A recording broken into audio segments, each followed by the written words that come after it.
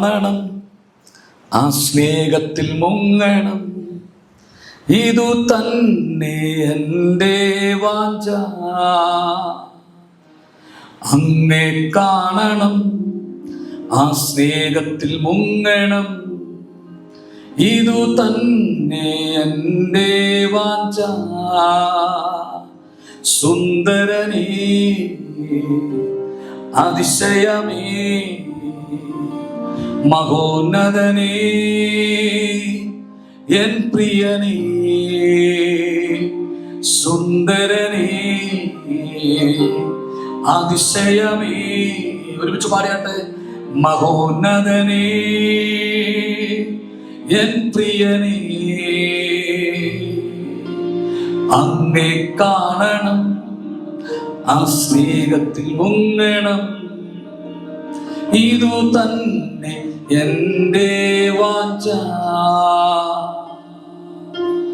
അങ്ങേ കാണണം, ആ സ്നേഹത്തിൽ മുങ്ങണം, ഇതു തന്നെ എൻ്റെ വാഞ്ച. ഒരുമിച്ച് പാടിയ കൂടെ പാടിയാട്ടെ. അങ്ങേ കാണണം, ആ സ്നേഹത്തിൽ മുങ്ങണം, ഇതു തന്നെ എൻ്റെ വാഞ്ച. അങ്ങേ കാണണം, ആ സ്നേഹത്തിൽ മുങ്ങണം, ഇതു തന്നെ എൻ്റെ വാഞ്ച. സുന്ദരനേ, അതിശയമേ, മഹോന്നതനേ, എൻ പ്രിയനേ. സുന്ദരനേ, അതിശയമേ, മഹോന്നതനേ,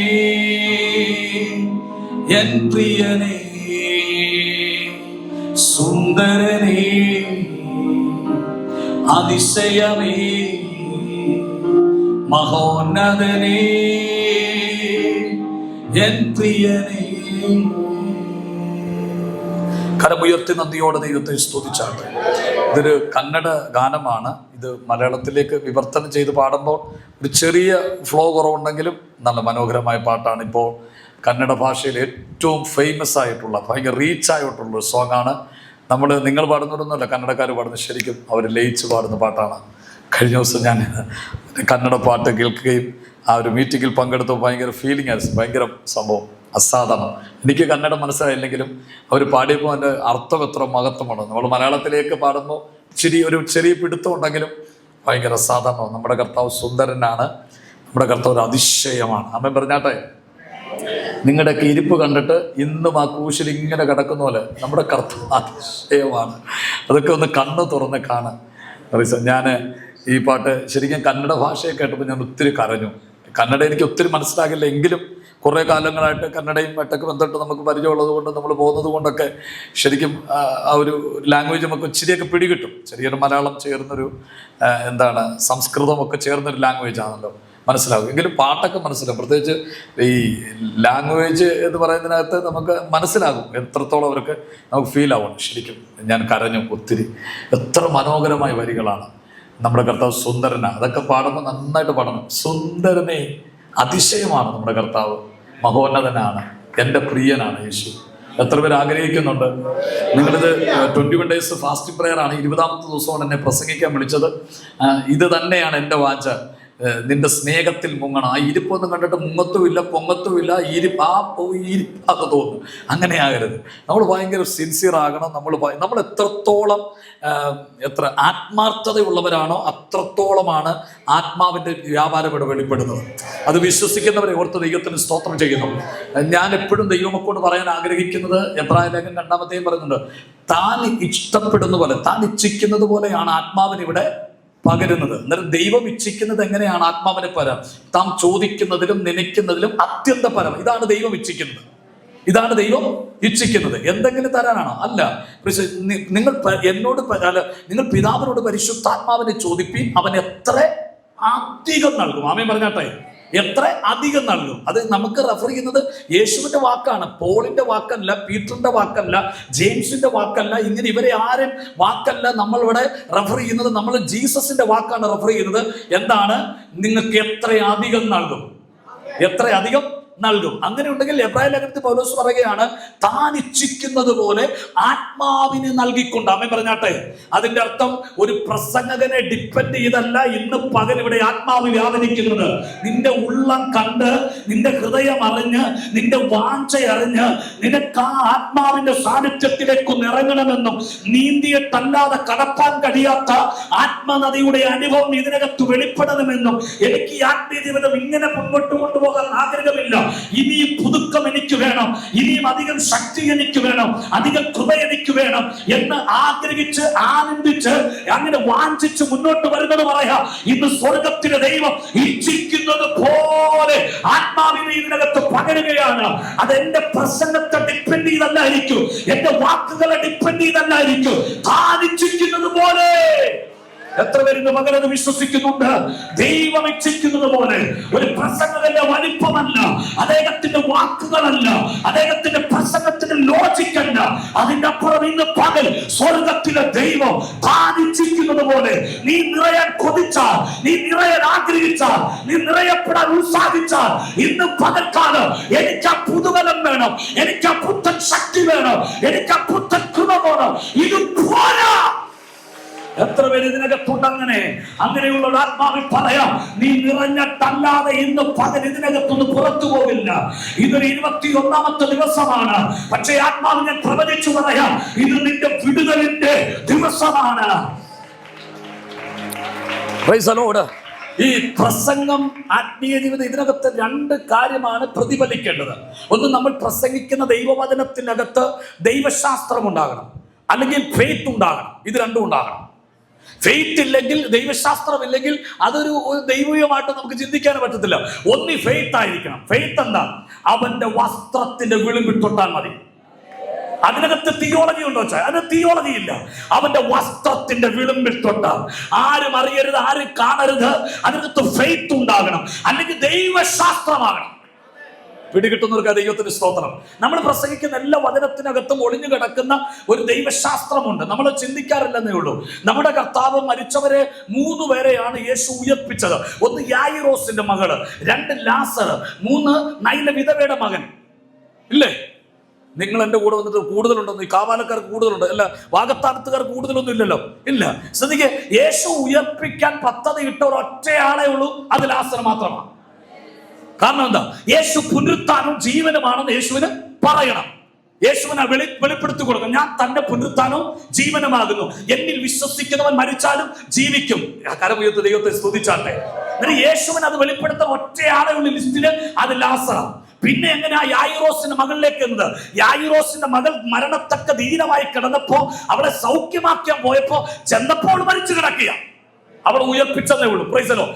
നിനവയിലേക്ക് നിങ്ങൾ നമുക്ക് നൈലിലേക്ക് ചെല്ലുക. നൈലിലേക്ക് കർത്താവ് അവളെ ഉയർപ്പിക്കാൻ വേണ്ടി ഒന്നും വന്നതല്ല. പിന്നെയോ, ഇവൾ വിധവയെന്നറിഞ്ഞ് യേശു നിർബന്ധിതനായി. ആമേൻ പറഞ്ഞാട്ടെ. അവൾ യേശു നിർബന്ധിതനായി. അങ്ങനെയെങ്കിൽ ആത്മാവിൽ പറയാം, ഇന്ന് പകൽ നിനക്ക് വേണ്ടി പ്രവർത്തിക്കാൻ എന്റെ കർത്താവ് നിർബന്ധിതനാകാൻ പോകുകയാണ്. ചില വിഷയങ്ങൾ 2028 നടക്കേണ്ടത്, ചില വിഷയങ്ങൾ 2026 ലാസ്റ്റ് ആയിരിക്കാം, ചില വിഷയങ്ങൾ 2030 പക്ഷെ ഞാൻ ആത്മാവിൽ പറയാം, നിന്റെ പ്രാർത്ഥന, നിന്റെ വാഞ്ച, നിന്റെ ദാഹം, നിന്റെ ചില പ്രശ്നങ്ങൾ, സ്വർഗത്തിലെ ദൈവം നിന്റെ വിഷയത്തെ ഷോർട്ട് ലിസ്റ്റിലേക്ക്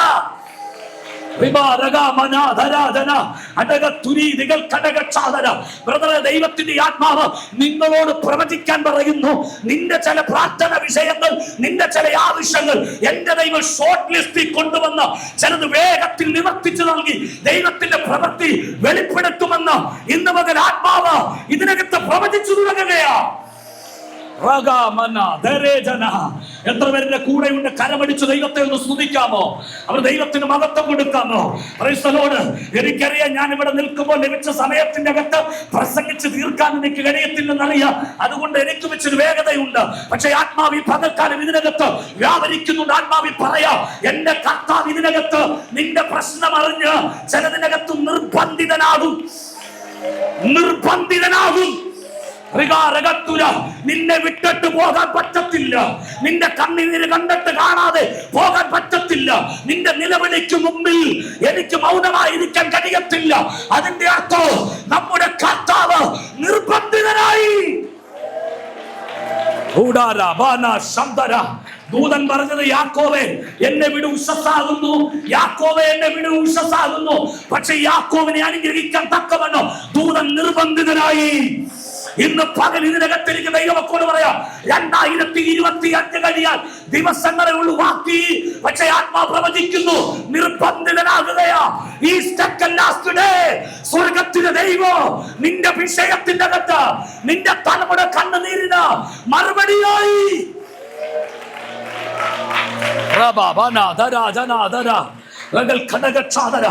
ദൈവത്തിന്റെ ആത്മാവിനോട് പ്രവചിക്കാൻ പറയുന്നു. പ്രവചിക്കാൻ അങ്ങനെ നേരമൊന്നുമില്ല. ആത്മാവ് നിയോഗം തന്ന പ്രവചിക്കാവുന്നത് നിന്റെ തലമുറയുമായ വിഷയത്തിൽ സ്വർഗത്തിലെ ദൈവം ചില വിടുതലകൾ അയക്കുകയാ. വീടൊരുക്കി ദൈവം ആദരിക്കുന്ന ദിവസങ്ങൾ അടുത്തെന്ന് ആത്മാവ് പ്രവചിക്കുന്നു.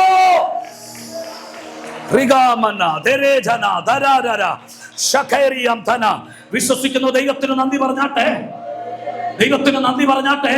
അതുകൊണ്ട് നമ്മൾ ചിന്തിക്കുന്ന സമയത്ത് പ്രവചിക്കണം, നമ്മൾ ചിന്തിക്കുന്ന സമയത്ത് കാര്യങ്ങൾ അങ്ങനൊന്നുമില്ല.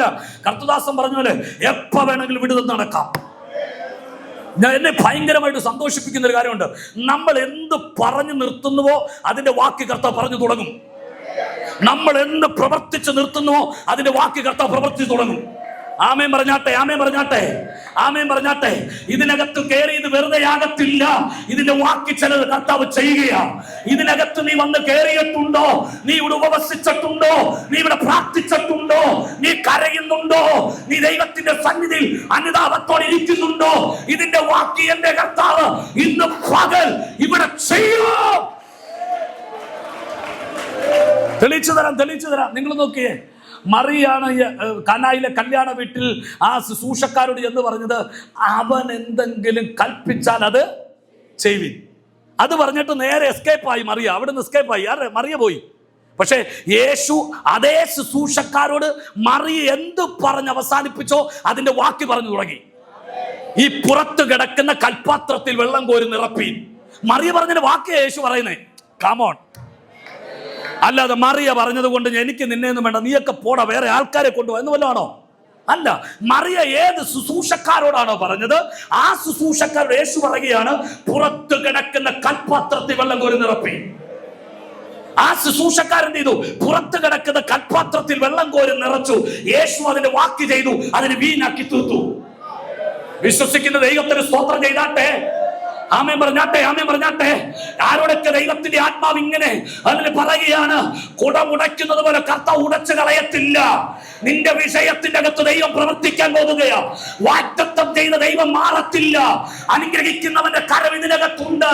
ഇന്ന് പകൽ നീ ഇതിനകത്ത് പ്രാർത്ഥനയോടെ ആയിരിക്കുന്ന സ്വർഗം കാണുന്നു. എന്തെങ്കിലും കർത്താവ് പറഞ്ഞിട്ടുണ്ടോ അതിന്റെ വാക്കി ഇന്ന് പകൽ ഫില്ലാകുകയാ. വിശ്വസിക്കാൻ കഴിയുന്നവരുണ്ടെങ്കിൽ ആമേൻ പറഞ്ഞാട്ടെ. നീ കോരി വെച്ചത് കമത്തി കളയുന്ന ദൈവമല്ല. നീ കോരി വെച്ചത് തുളിപ്പിച്ചു കളയുന്ന ദൈവമല്ല. നീ മക്കോളം നിറച്ചെങ്കിൽ അത് വീണാക്കുന്നവേ. അധികാരകൾ കടകക്ഷാതര. മാതാവേ, നിന്റെ പ്രാർത്ഥന വെറുതെയല്ല. പിതാവേ, നിന്റെ പ്രാർത്ഥന വെറുതെയല്ല.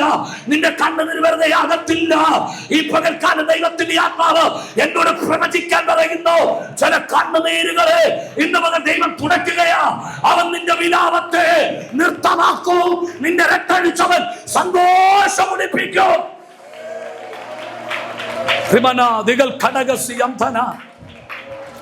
കരമുയർത്തി ഒരിക്കൽ കൂടി ദൈവത്തെ സ്തുതിച്ചാട്ടെ. നമ്മൾ എന്ത് പറഞ്ഞു തുടങ്ങിയാലും അതിന്റെ വാക്ക് കർത്താവ് പറഞ്ഞു തുടങ്ങും. നീ ഇവിടേക്ക് വരാൻ വെച്ച സ്റ്റെപ്പുകൾ വെറുതെ ആകത്തില്ല. നിനക്ക് കയറാൻ കഴിയാത്ത ഏരിയയിൽ കർത്താവ് കയറാൻ പോകുകയാണ്. ഇവിടെ വരെ വന്നല്ലോ നീ, പ്രൈസ് ദി ലോർഡ്. പക്ഷെ ഇനിയും നിനക്ക് കയറാൻ കഴിയാത്ത ഏരിയയിൽ കർത്താവ് കയറും. വിശ്വസിക്കുക, ദൈവത്തിന് സ്തോത്രം ചെയ്താട്ടെ. ഇവിടെ വന്ന് നീ സ്തോത്രം പറഞ്ഞല്ലോ, നിനക്ക് പറയാൻ കഴിയാത്ത ഏരിയയിൽ എന്റെ കർത്താവ് കയറി പറയാൻ പോകുകയാണ്. വിട്ടുതാടാന്ന്, അവന്റെ വഴി നിന്ന് മാറടാന്ന്, അത് ഉണ്ടാകട്ടെ എന്ന് ഇന്ന് ചില കുടുംബങ്ങളുടെ ആത്മാവ് പറയുന്നു. നിനക്ക് വേണ്ടി ചിലത് ഉണ്ടാകാൻ പോകുകയാ. നിന്റെ തലമുറയ്ക്ക് വേണ്ടി വർഷങ്ങൾ കാത്തിരുന്ന വിഷയത്തിന്റെ അകത്ത് എന്റെ ദൈവം ചിലത് സൃഷ്ടിക്കാൻ പോകുകയാണ്. കർത്താവിന്റെ കരം അവിടെ ചലിക്കട്ടെ. എല്ലാ ഏരിയയിലും കർത്താവിന്റെ കരം ചലിക്കട്ടെ. ദൈവത്തിന്റെ ആത്മാ പ്രവർത്തിക്കട്ടെ. ഹല്ലേലൂയ. വിശ്വസിക്കുന്നവരുടെ കരമുയർത്തി ദൈവത്തെ സ്തുതിച്ചാട്ടെ. ഞാൻ ധൃതിയാ, കാരണം ആ പടം 1 മണിക്കൂറുടെ എന്നാ പ്രസംഗിക്കാനാ. എനിക്ക് മുഖവര പ്രസംഗിക്കാൻ 1 മണിക്കൂർ വേണം. മുഖവര ഏറ്റവും കുറച്ച് പ്രസംഗിക്കാൻ. ഞാൻ വലിയ പ്രസംഗനായതുകൊണ്ടല്ല, അങ്ങനെ വേണം. പ്രൈസലോ, അന്നേരം പ്രസംഗിക്കാൻ സമയമില്ല. അതുകൊണ്ട് ഞാൻ വളരെ ധൃതിയാണ്. നിങ്ങൾ എന്നോട്, ഞാൻ ആരെയും അഭിസംബോധന പോലും ചെയ്തില്ല. എന്നും അഭിസംബോധന നമ്മുടെ കർത്തദാസൻ റെഡിപ്പാസ് ഇരിക്കുന്നു, കർത്തദാസന്മാർ ഇരിക്കുന്നു. അഭിസംബോധന എല്ലാം നമ്മുടെ കർത്താവിനാണ്. പ്രൈസലോ, ആമേൻ പറഞ്ഞാട്ടെ. പ്രൈസലോ, ഞാൻ ദൈവമക്കളുടെ ഒറ്റ വെളിപ്പാട് പറയാം. നമ്മൾ ആത്മീയരാണ്, നമ്മൾ വിശ്വാസ ജീവിതത്തിലാണ്, നമ്മൾ വീണ്ടെടുക്കപ്പെട്ട ദൈവമക്കളാണ്, നമ്മൾ സത്യത്തിലും ആത്മാവിലുമാണ് ദൈവത്തെ ആരാധിക്കുന്നത്. എപ്പോഴും മനസ്സിലാക്കണം, ഇന്റേണൽ മീനിങ്ങിനകത്ത് വിടുതലുള്ളത് മുഴുവൻ. ഇതിന്റെ എല്ലാം ഇന്റേണൽ മീനിങ്ങിന് മനസ്സിലാക്കിക്കോണം. ആമേൻ പറഞ്ഞാട്ടെ. കയ്യടി, സ്തോത്രം, ആമേൻ, ഹല്ലേലൂയ, പ്രസംഗം, ഇതിന്റെ എല്ലാം ഇന്റേണൽ നടക്കുന്നത് അതിന്റെ മഹത്വം തിരിച്ചറിയണം. പത്രോസ് പ്രസംഗത്തിൽ പറയുകയാണ്, നിങ്ങൾ ഊഹിക്കുന്നതല്ല ഇവിടെ നടക്കുന്നത്. അതിന്റെ അർത്ഥം, ജോയൽ എന്നൊരു പ്രവാചകൻ പ്രവചിച്ചിട്ടുണ്ട്, അന്ത്യകാലത്ത് സകല ജഡത്തിന് മേലും ആത്മാവിനെ പകരും. നിങ്ങൾ വിചാരിക്കുന്ന കയ്യടിയാണെന്ന്, നിങ്ങൾ വിചാരിക്കുന്ന സ്തോത്രമാണെന്നല്ല. ഇത് ജോയൽ എന്ന പ്രവാചകൻ പ്രവചിച്ച പ്രവചനത്തിന് നിവർത്തിയ ഇന്റേണൽ. ആമേൻ പറഞ്ഞാട്ടെ. അതിന്റെ അർത്ഥം, നിന്റെ സ്തോത്രം വെറുതെ അല്ല. നിന്റെ സ്തോത്രത്തിനകത്ത്, അന്തരീക്ഷ മണ്ഡലത്തിനകത്ത് ദൈവത്തിന്റെ പ്രവൃത്തി വെളിപ്പെടുകയാണ്. നിന്റെ സ്തോത്രത്തിനകത്ത് ചിലതൊക്കെ ഊളവായി വരാൻ പോകുകയാണ്. നിന്റെ പ്രാർത്ഥനയ്ക്കകത്ത് അടഞ്ഞ ചില വഴികൾ ഇന്ന് പകൽ തുറക്കാൻ പോകുകയാണ്. ഇന്റേണൽ മീനിങ് ഇന്ന് പകൽ ഇതിനകത്തിരിക്കുന്ന ദൈവമക്കളെ തിരിച്ചറിയുന്നെങ്കിൽ, വെറുതെ അകത്തിലെ ഫാസ്റ്റിംഗ്, വെറുതെ അകത്തിലെ പ്രയർ, വെറുതെ അകത്തിലെ ഇതിനകത്ത് വന്നത്, അതിന്റെ അകത്തല്ല ദൈവത്തിന് വലിയ പ്രവൃത്തി വെളിപ്പെടുകയാ. ശ്രദ്ധിക്ക് ഇന്റേണൽ മീനിങ് ശ്രദ്ധിക്ക്. യേശു ക്രൂശിൽ കടന്നുകൊണ്ട് നോക്ക് 3 ആണിയിൽ ഒരുത്തൻ തൂങ്ങിക്കിടക്കുന്ന കണ്ടോ നിങ്ങൾ? 3 ആണിയിൽ ഒരുത്തൻ തൂങ്ങിക്കിടക്കുന്ന. അവസാനം യേശു പറയുന്ന വാക്കുകൾ ഏലി ഏലി ലമ്മാ ശബത്താനി എന്നാണ് യേശു പറയുന്നത്. അവിടെ നിന്നവർ പറയുക, അവൻ രക്ഷിക്കാൻ ഏലിയാവിനെ വിളിക്കുന്നെന്ന്. എടാ കുഞ്ഞെ, ഏലി ഏലി ലമ്മാ ശബത്താനി എന്ന് പറഞ്ഞാൽ ഏലിയാവിനെ വിളിക്കുകയല്ല, ഇതിന്റെ പിന്നിൽ ഇന്റേണൽ മീനിങ് ഉണ്ട്. ആമേൻ പറഞ്ഞാട്ടെ. എന്റെ പ്രാണനെ നിന്റെ കരത്തിൽ തരുന്നുവെന്ന് പറഞ്ഞ് യേശു അതിന് ജീവനെ വിട്ടു. അതിന് സ്വന്തം തോളിലേക്ക് കഴുത്തി ചാർത്തി യേശു മരിച്ചു. ഇതിന് ഇന്റേണൽ മീനിങ് ഉണ്ട്. കാണുന്നവരും കേൾക്കുന്നവരും പറയും, നിസ്സഹായനായ ഒരു 33 വയസ്സുകാരൻ മരിച്ചെന്ന. പക്ഷേ എബ്രായ ലേഖനത്തിൽ പറയുക, അങ്ങനെ മരിച്ചതല്ല, തന്റെ സ്വന്തം മരണത്താൽ മരണത്തിന്റെ അധികാരിയായ പിശാചിനെ നീക്കിയെന്ന. പിടികിട്ടുന്നവരെ ഓർത്ത് ദൈവത്തിന് സ്തോത്രം ചെയ്യുക. ഇന്ന് പകൽ ഇതിനകത്തിരിക്കുന്ന ദൈവമക്കളോട് പറയാം, ഈ വചന കേൾവിക്കിടയിൽ നീ ആമേൻ പറയുമ്പോ അന്ധകാര ശക്തികൾ ഇന്ന് പകൽ ഇവിടെ തകരുകയാ. മനസ്സിലാകുന്നുണ്ടോ? ഇതിന്റെ പിന്നിൽ ഇന്റേണൽ മീനിങ് ഉണ്ട്. നമ്മൾ നോക്കുമ്പോ യേശു ഏലിയാവിനെ വിളിക്കുന്നു. നമ്മൾ നോക്കുമ്പോ യേശു നിസ്സഹായനായി മരിച്ചു കിടക്കുന്നു. യേശു താണ്ട് ഒരു മനുഷ്യൻ കണ്ട ആളല്ല എന്ന് തോന്നുമാറ് ക്രൂശിൽ മരിച്ചു കിടക്കുന്നു. പക്ഷേ അതിൽ ഇന്റേണൽ മീനിങ് പറയുക, മരണത്തിന്റെ അധികാരിയായ പിശാചിനെ തന്റെ മരണത്താൽ നീക്കി. ആമേൻ പറഞ്ഞാട്ടെ. തന്റെ മരണത്താൽ നീക്കി. ആമേൻ പറഞ്ഞാട്ടെ. അങ്ങനെ നമ്മൾ കണ്ണുകൊണ്ട് ക്രൂശിൽ കാണുന്നതല്ല അതിന്റെ പിന്നിൽ സംഭവിക്കുന്നത്. അങ്ങനെങ്കിൽ നിന്റെ സ്തോത്രത്തിന്റെ പിന്നിൽ സംഭവിക്കുന്ന ഭയങ്കര കാര്യങ്ങളാണ്. ഈ ഫാസ്റ്റിങ്ങിന് പിന്നിൽ സംഭവിക്കുന്ന വലിയ കാര്യങ്ങളാണ്. ഈ വാഗ്ദാന ദേശത്തെ അടക്കി ഭരിക്കുന്ന അന്ധകാര ശക്തികൾ ദൈവസഭയ്ക്ക് മുമ്പിൽ ഹല്ലേലൂയ മുട്ടിടിക്കുന്ന ദിവസങ്ങളാണ്. ഈ അന്ധകാര ഈ ദേശത്തെ ഭരിക്കുന്ന പൈശാചിക ലോകങ്ങൾ ഇന്ന് പകൽ ദൈവസഭയ്ക്ക് മുമ്പിൽ ചിലതൊക്കെ തുല്ലിടുന്ന പകലാണ്. എത്ര പേര് വിശ്വസിക്കുന്നുണ്ടോ? നിന്റെ ആത്മീയത്തിനും തലമുറയ്ക്ക് നേരെ ഈ കാലവത്തെ ഫൈറ്റ് ചെയ്ത പൈശാചിക ലോകം നിന്റെ സ്തോത്രത്തിന്റെ മുമ്പിൽ, നിന്റെ പ്രാർത്ഥനയ്ക്ക് മുമ്പിൽ, നിന്റെ ആരാധനയ്ക്ക് മുമ്പിൽ ചിലതൊക്കെ മുട്ടുകുത്തുന്ന പകലാണ്.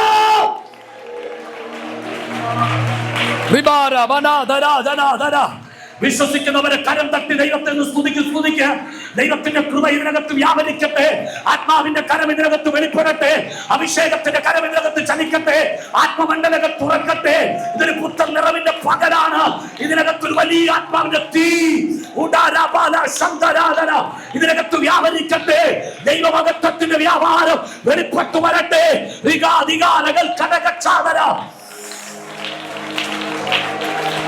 Oh Jesus, hallelujah, hallelujah.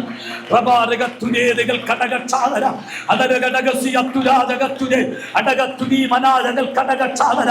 കരമടിച്ച് ദൈവത്തെ സ്തുതിക്ക്. നിനക്കെതിരെ നീ അറിയാതെ പൈശാചിക ലോകം ഫൈറ്റ് ചെയ്യുക. പക്ഷെ ഇന്ന് പകൽ ആത്മാവിൽ പറയാം, നിന്റെ ഉപവാസം ചില അന്ധകാര കോട്ടകളെ ഇടിക്കുന്ന പകലാണ്. നിന്റെ സ്തോത്രം വെറുതെയല്ല, നിന്റെ പ്രാർത്ഥന വെറുതെയല്ല. നീ ആത്മാവിൽ നിറയുമ്പോ നിനക്കെതിരെ നിൽക്കുന്ന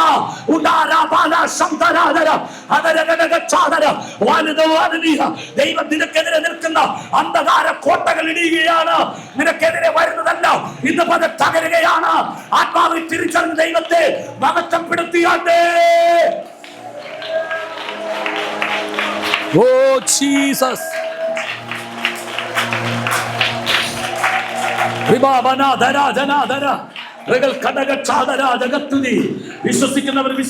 വിശ്വസിക്കുന്നവരാ.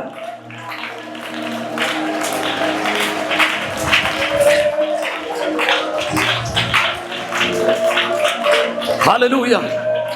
നമ്മുടെ കൂട്ടത്തിൽ ഇതിനകത്ത് സ്വോത്രം പറയാനും അല്ലേലേ പറയാനൊക്കെ എല്ലാവർക്കും മടിയാ. എന്നാ സംഭവിക്കാൻ? റെനിപ്പാസ് ഇവിടെ വന്ന് വാഗത്താന സഭയുടെ ശുശ്രൂഷ ഏറ്റിട്ട് പുളിന്നൊന്ന് പ്രാർത്ഥനയാണ്. പിന്നെ പോരാന്നിട്ട് ഈ അവസാന മാസങ്ങൾ വന്നപ്പോൾ 21 days അദ്ദേഹത്തിന് ഒരു പണിയില്ലാത്തതുകൊണ്ട് കാര്യങ്ങൾ നടത്തുന്നു. നമുക്ക് തന്നെ വേണം എന്നല്ല, ഇതിൻ്റെയൊക്കെ ഇന്റേണൽ നടക്കുന്ന വിടുതൽ മനസ്സിലാക്കണം.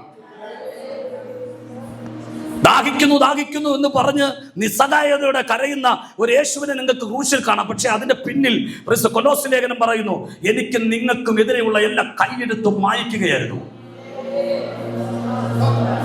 2 കാലും ആണികൊണ്ട് തറയ്ക്കപ്പെട്ട് കിടക്കുകയല്ലേ. പക്ഷെ കൊലോസ്യ ലേഖനത്തിൽ പൗലോസ് പറഞ്ഞു, വാഴ്ചകളെയും അധികാരങ്ങളെയും ആയുധവർഗം വെപ്പിക്കുകയായിരുന്നു.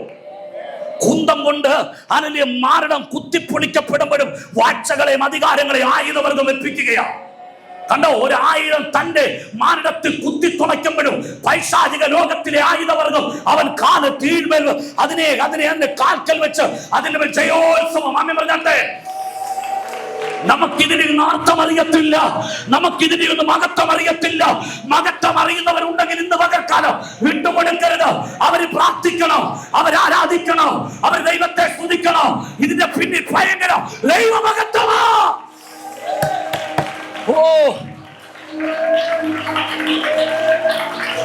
വാഴ്ചകളും അധികാരങ്ങളും ആദ്യം പറഞ്ഞാട്ടെ.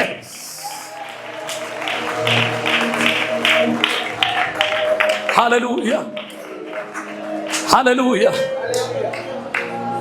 കുന്തം കൊണ്ട് മാറിടം കുത്തിപ്പൊളിക്കുമ്പോ, കുന്തം കൊണ്ട് റോമൻ പടയാളികൾ മാറിടം കുത്തിപ്പൊളിക്കുമ്പോൾ ഓർത്തോണം, പൗലോസ് എഴുതി വെച്ചിരിക്കുക വെളിപ്പാടിൽ. എന്താ പറഞ്ഞേ? ആ വാഴ്ചകളെയും അധികാരങ്ങളെയും ആ റോമാക്കാരുടെ പടയാളിയുടെ കുന്തം കാഴ്ചവെച്ചെന്നല്ല, വാഴ്ചകളെയും അധികാരങ്ങളെയും ആയുധവർഗം വെപ്പിച്ചു. അതിലും വലിയ ആയുധമാണ്. എടാ പടയാളി, നിന്റെ കുന്തം ഒടിക്കാനല്ല ഞാൻ ക്രൂശിൽ കിടക്കുന്നത്.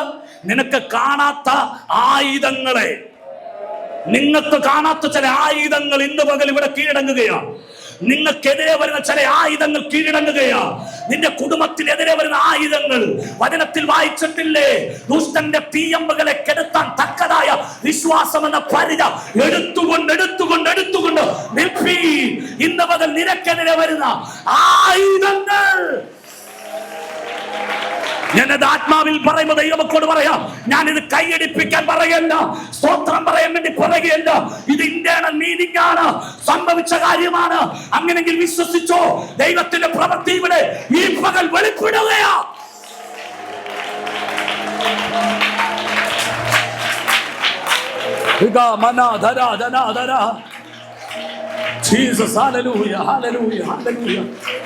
വിശ്വസിക്ക്.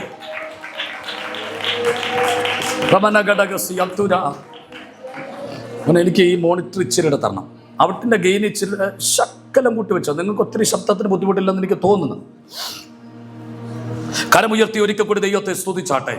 പ്രാർത്ഥനയോടെ നിൽക്കാൻ പരിശുദ്ധാത്മാ നമ്മെ സഹായിക്കട്ടെ. ഈ ദിവസങ്ങൾ ഏറ്റവും നമുക്ക് വളരെ പ്രധാനപ്പെട്ട ദിവസങ്ങളാണ്. നാം ദൈവത്തിൻ്റെ സന്നിധിയിൽ ഉപവസിക്കുകയും പ്രാർത്ഥിക്കുകയും ഒക്കെ ചെയ്യുന്ന ദിവസങ്ങളാണല്ലോ. കർത്താവിൻ്റെ വലിയ കൃപ നമ്മുടെ നാട്ടിൽ വ്യാപരിക്കട്ടെ. കർത്തദാസൻ പരിചയപ്പെടുത്തിയതുപോലെ വെണ്ണിക്കുളത്ത് ഒരു സഭയുമായിട്ട് ബന്ധപ്പെട്ട് കർത്താവിൻ്റെ വേലയിലായിരിക്കുന്നു.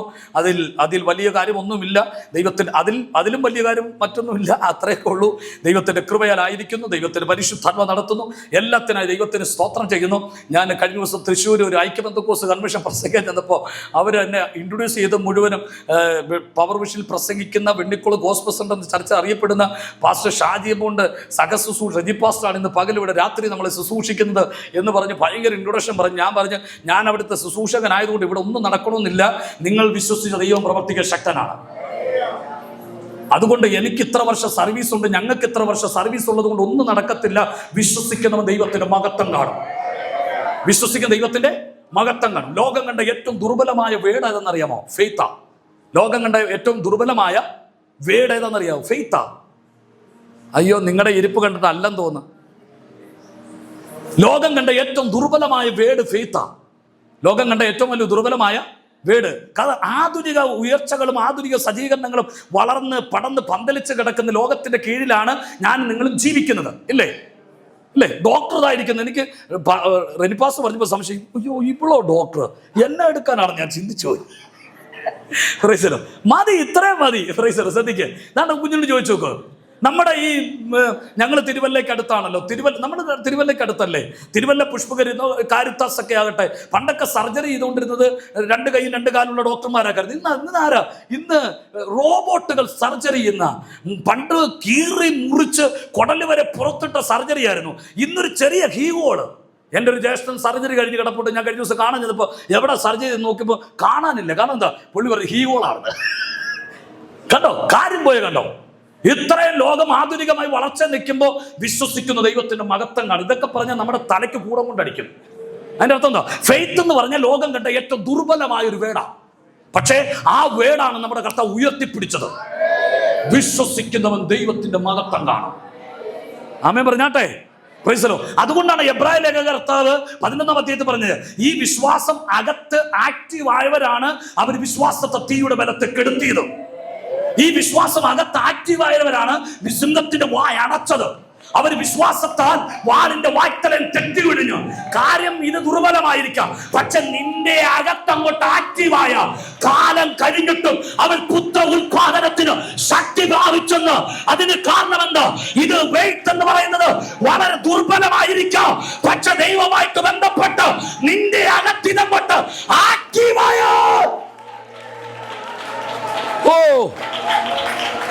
മനസ്സിലാകുന്നവരെ ഓർത്ത് ദൈവത്തിന് സ്തോത്രം ചെയ്യുക. ദൈവമക്കളെ, ഫെയ്ത്ത് ദുർബലമാണ്, പക്ഷേ ഇതങ്ങോട്ട് ആക്റ്റീവായുണ്ടല്ലോ. ഈ മലയോട് നീങ്ങി കടലിൽ ചാടാൻ പറഞ്ഞാൽ അതങ്ങനെ സംഭവിക്കുമെന്ന് എന്നിൽ വിശ്വസിക്കുന്നവൻ ഞാൻ ചെയ്തതിലും അധികം ചെയ്യും. ആമേൻ പറഞ്ഞാട്ടെ. ആമേൻ പറഞ്ഞാട്ടെ. ഇന്ന് പകൽ ഇതിനകത്തിരിക്കുന്ന ദൈവമക്കളോട് പറയാം, ഈ ഫെയ്ത്ത് അങ്ങോട്ട് ആക്റ്റീവായി കഴിഞ്ഞാൽ, ആമേൻ പറഞ്ഞാട്ടെ, ആമേൻ പറഞ്ഞാട്ടെ, ആമേൻ പറഞ്ഞാട്ടെ.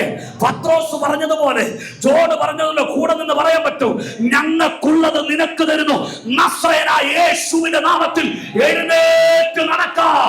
ഇന്ന് പകൽ ഇതിനകത്തിരിക്കുന്ന ദൈവമക്കളോട് പരിശുദ്ധാത്മാവാകുവാൻ നൽകുന്നു. 2025 അവസാന മാസം ഈ 30-ാം തീയതി എഴുന്നേറ്റ് നടക്കാം. സ്വർഗത്തിലെ ദൈവം നിനക്ക് മുമ്പിൽ വെച്ച ഓട്ടത്തിലേക്ക് നീ തിരികെ വരാ. ദൈവീയ പദ്ധതിയിലേക്ക് നീ ചാടിക്കയറാ. Praise the Lord. ആമേൻ, ആമേൻ, ആമേൻ, ആമേൻ. കേൾക്കണേ. എന്റെ കൂടെ വന്നേ. വിശ്വാസത്താൽ നീതീകരിക്കപ്പെടുന്ന വിഷയത്തിലേക്ക് വരുമ്പോൾ പൗലോസൊക്കെ ഉദ്ധരിക്കുന്നത് കൂടുതലും ഡേവിഡിന്റെ വേടുകളാണ്. ദാവീദ് എന്ന രാജാവിന്റെ വേടുകളാണ്, അല്ലെങ്കിൽ വചനങ്ങളാണ് ഒത്തിരി ഉദ്ധരിച്ചിരിക്കുന്നത്. കാരണമുണ്ട്, ശ്രദ്ധിച്ചു കേൾക്കുക. നിത്യാന്റെ കയ്യിൽപ്പെട്ട ദൈവജനത്തെ വിടുവിക്കാൻ വേണ്ടി സ്വർഗത്തിലെ ദൈവം മുൻപോട്ട് പറഞ്ഞയച്ച മനുഷ്യന്റെ പേരാണ് ഗിദെയോൻ. ഇല്ലേ? ഗിദെയോൻ. മിദ്യാന്റെ കയ്യിൽ പെടാതിരിക്കേണ്ടതിന് വയല് മുഴുവൻ കൊയ്തെടുത്തു കൊണ്ടുവന്ന് മുന്തിരിച്ചക്കിന്റെ അടുക്ക വെച്ച് മെതിച്ച വിദ്വാനാണ് ആരാ? ഗിദെയോൻ. കയ്യിൽ ഒന്നിനെ കിട്ടിയപ്പോ ദൂതൻ പറഞ്ഞു, നീയാണെങ്കിൽ നീ പൊക്കോടാ എന്ന് പറഞ്ഞു. നീയാണെങ്കിൽ നീ പൊക്കോടാ. കയ്യിൽ കിട്ടിയ ഒന്നിനെ കൊണ്ടാ ദൈവത്തിന്റെ ദൂതൻ പറഞ്ഞത്. അതിന്റെ അർത്ഥം അന്ന് വലിയ കാര്യമല്ല. ദൂതൻ വന്ന് മുന്നോട്ട് പോകാൻ പറയുന്ന നല്ല കാര്യം. ദാവീദിനെ പോലുള്ള എഴുന്നേൽക്കണം. അതെന്താ? ദാവീദ് പറയാ, അവൻ എന്റെ അന്ധകാരത്തെ പ്രകാശമാക്കും. ദൂതനൊന്നുമില്ല പിന്നിൽ, അവൻ എന്റെ അന്ധകാരത്തെ പ്രകാശമാക്കും. Praise the Lord. അവനൊരു ദീപത്തെ കത്തിക്കും, അന്ധകാരത്തെ പ്രകാശമാക്കും. Praise the Lord. അടുത്ത എന്താ പറഞ്ഞേ? എന്റെ ദൈവത്താൽ ഞാന് ദൂതം പറഞ്ഞിട്ടാണോ? അല്ല, അതാ വിശ്വാസത്തിന്റെ വാക്ക്. ദൈവത്തിന് സ്തോത്രം ചെയ്താട്ടെ. അവൻ എന്റെ അന്ധകാരത്തെ, അവനൊരു ദീപത്തെ കത്തിച്ചു, അവൻ എന്റെ അന്ധകാരത്തെ പ്രകാശമാക്കി തീർക്കും. ഞാൻ സൈന്യത്തിനെതിരെ പാഞ്ഞിരുന്നു, ഞാൻ എന്റെ ദൈവത്താൽ മതിൽ ചാടിക്കിടക്കും. ഒരു ഗബ്രിയേലും ഇല്ല പറഞ്ഞു കൊടുക്കാൻ, ഒരു മീഖായേലും ഇല്ല പറയാം. പക്ഷെ ദാവീദിന് അറിയാം, ഞാൻ വിശ്വസിക്കുന്ന ദൈവത്തിൽ എനിക്ക് വേണ്ടി ദൈവം പലതും ചെയ്യാൻ ശക്തനാണ്. ഞാൻ മുന്നോട്ട് ചുവട് വെച്ചാൽ ദൈവം എനിക്ക് വേണ്ടി പ്രവർത്തിക്കുമെന്ന് ഇന്ന് പകൽ വിശ്വസിക്കുന്നവരുണ്ടെങ്കിൽ അവർ ദൈവത്തിന് നന്ദി പറ. വിശ്വാസത്തിന്റെ ചുവടുവെപ്പ്. അമ്മ പറഞ്ഞാട്ടെ, വിശ്വാസത്തോടെ ചുവടുവെക്ക്. സ്വർഗം നമുക്ക് വേണ്ടി പ്രവർത്തിക്കും. വേഗത്തിൽ ഒരു തിരുവെടുത്ത ഭാഗം ദൈവത്തിന്റെ ആത്മാവിന് ശരണപ്പെട്ടുകൊണ്ട് പരിശുദ്ധാത്മാവിന്റെ സഹായത്തോടെ വായിച്ച് അവസാനിപ്പിച്ച ദൈവാത്മാവ് എനിക്ക് നൽകിയ വെളിപ്പാടുകൾ ചേർത്ത് നിങ്ങൾക്ക് ആത്മാവിൽ ആ വചനം ഒന്ന് വ്യാഖ്യാനിച്ച് അവസാനിപ്പിക്കാൻ ആഗ്രഹിക്കുന്നു. വായിക്കാൻ നമുക്ക് തീത്തോസ് ലേഖനം 3:6-7 വാക്യങ്ങൾ വായിച്ചാട്ടെ.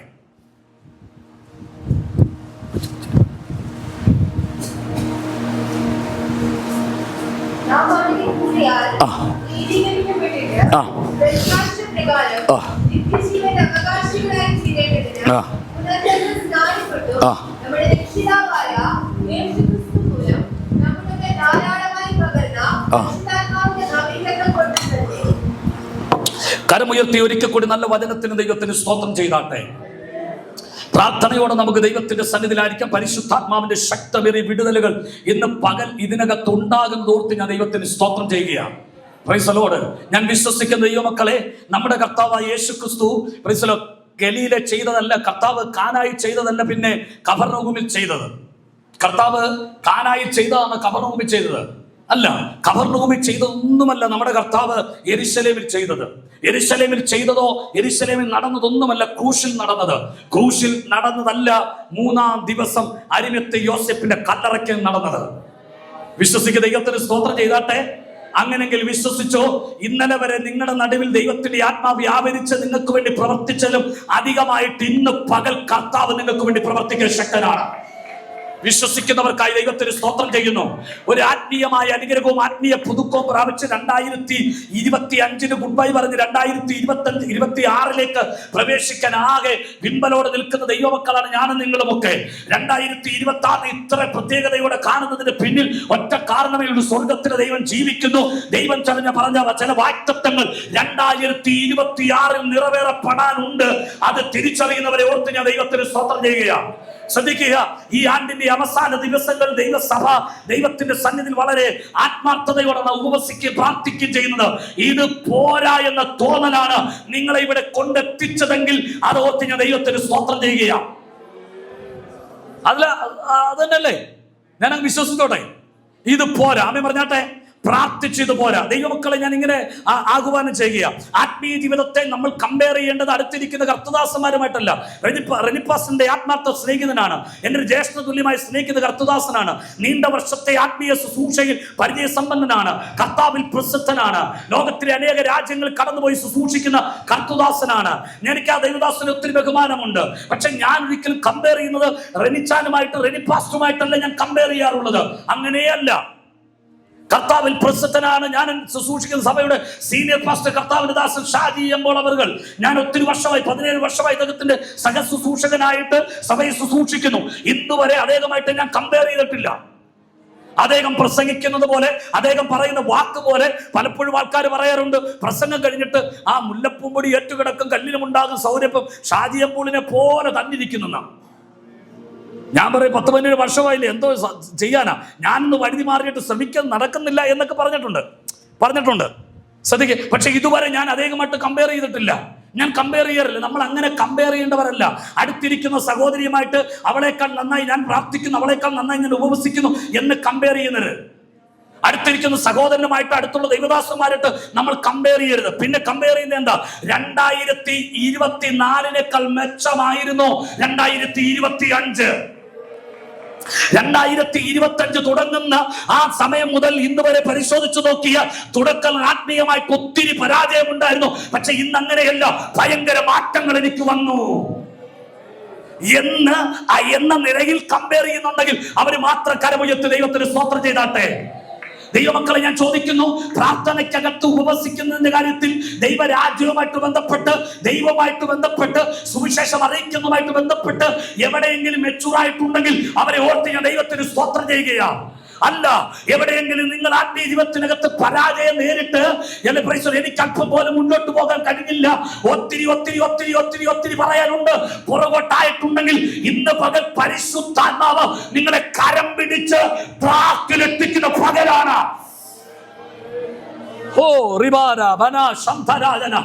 ഒത്തിരി പ്രാർത്ഥനയിൽ പുറകോട്ട് പോയി, പ്രാർത്ഥനയ്ക്കകത്ത് എനിക്ക് വേണ്ടത്ര ശോഭിക്കാൻ കഴിയുന്നില്ല, പ്രാർത്ഥന ജീവിതം വേണ്ടത്ര എനിക്കില്ല, എല്ലാം തകിടം പറഞ്ഞ് തവിട് പൊടിയായി എന്നൊരു ചിന്ത നിങ്ങളുടെ അകത്തുണ്ടെങ്കിൽ ഇന്ന് മുതൽ വചനത്തിനെ ഉദ്ധരിച്ചു പറയാം.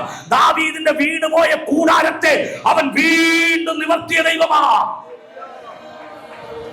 വിശ്വസിക്കുന്ന ദൈവത്തിന് സ്തോത്രം ചെയ്താട്ടെ. അങ്ങനെയെങ്കിൽ ദൈവമക്കൾ കേട്ടോ, ഇന്ന് പകൽ നിങ്ങളെ നിവർത്തുന്ന പകലാണ്.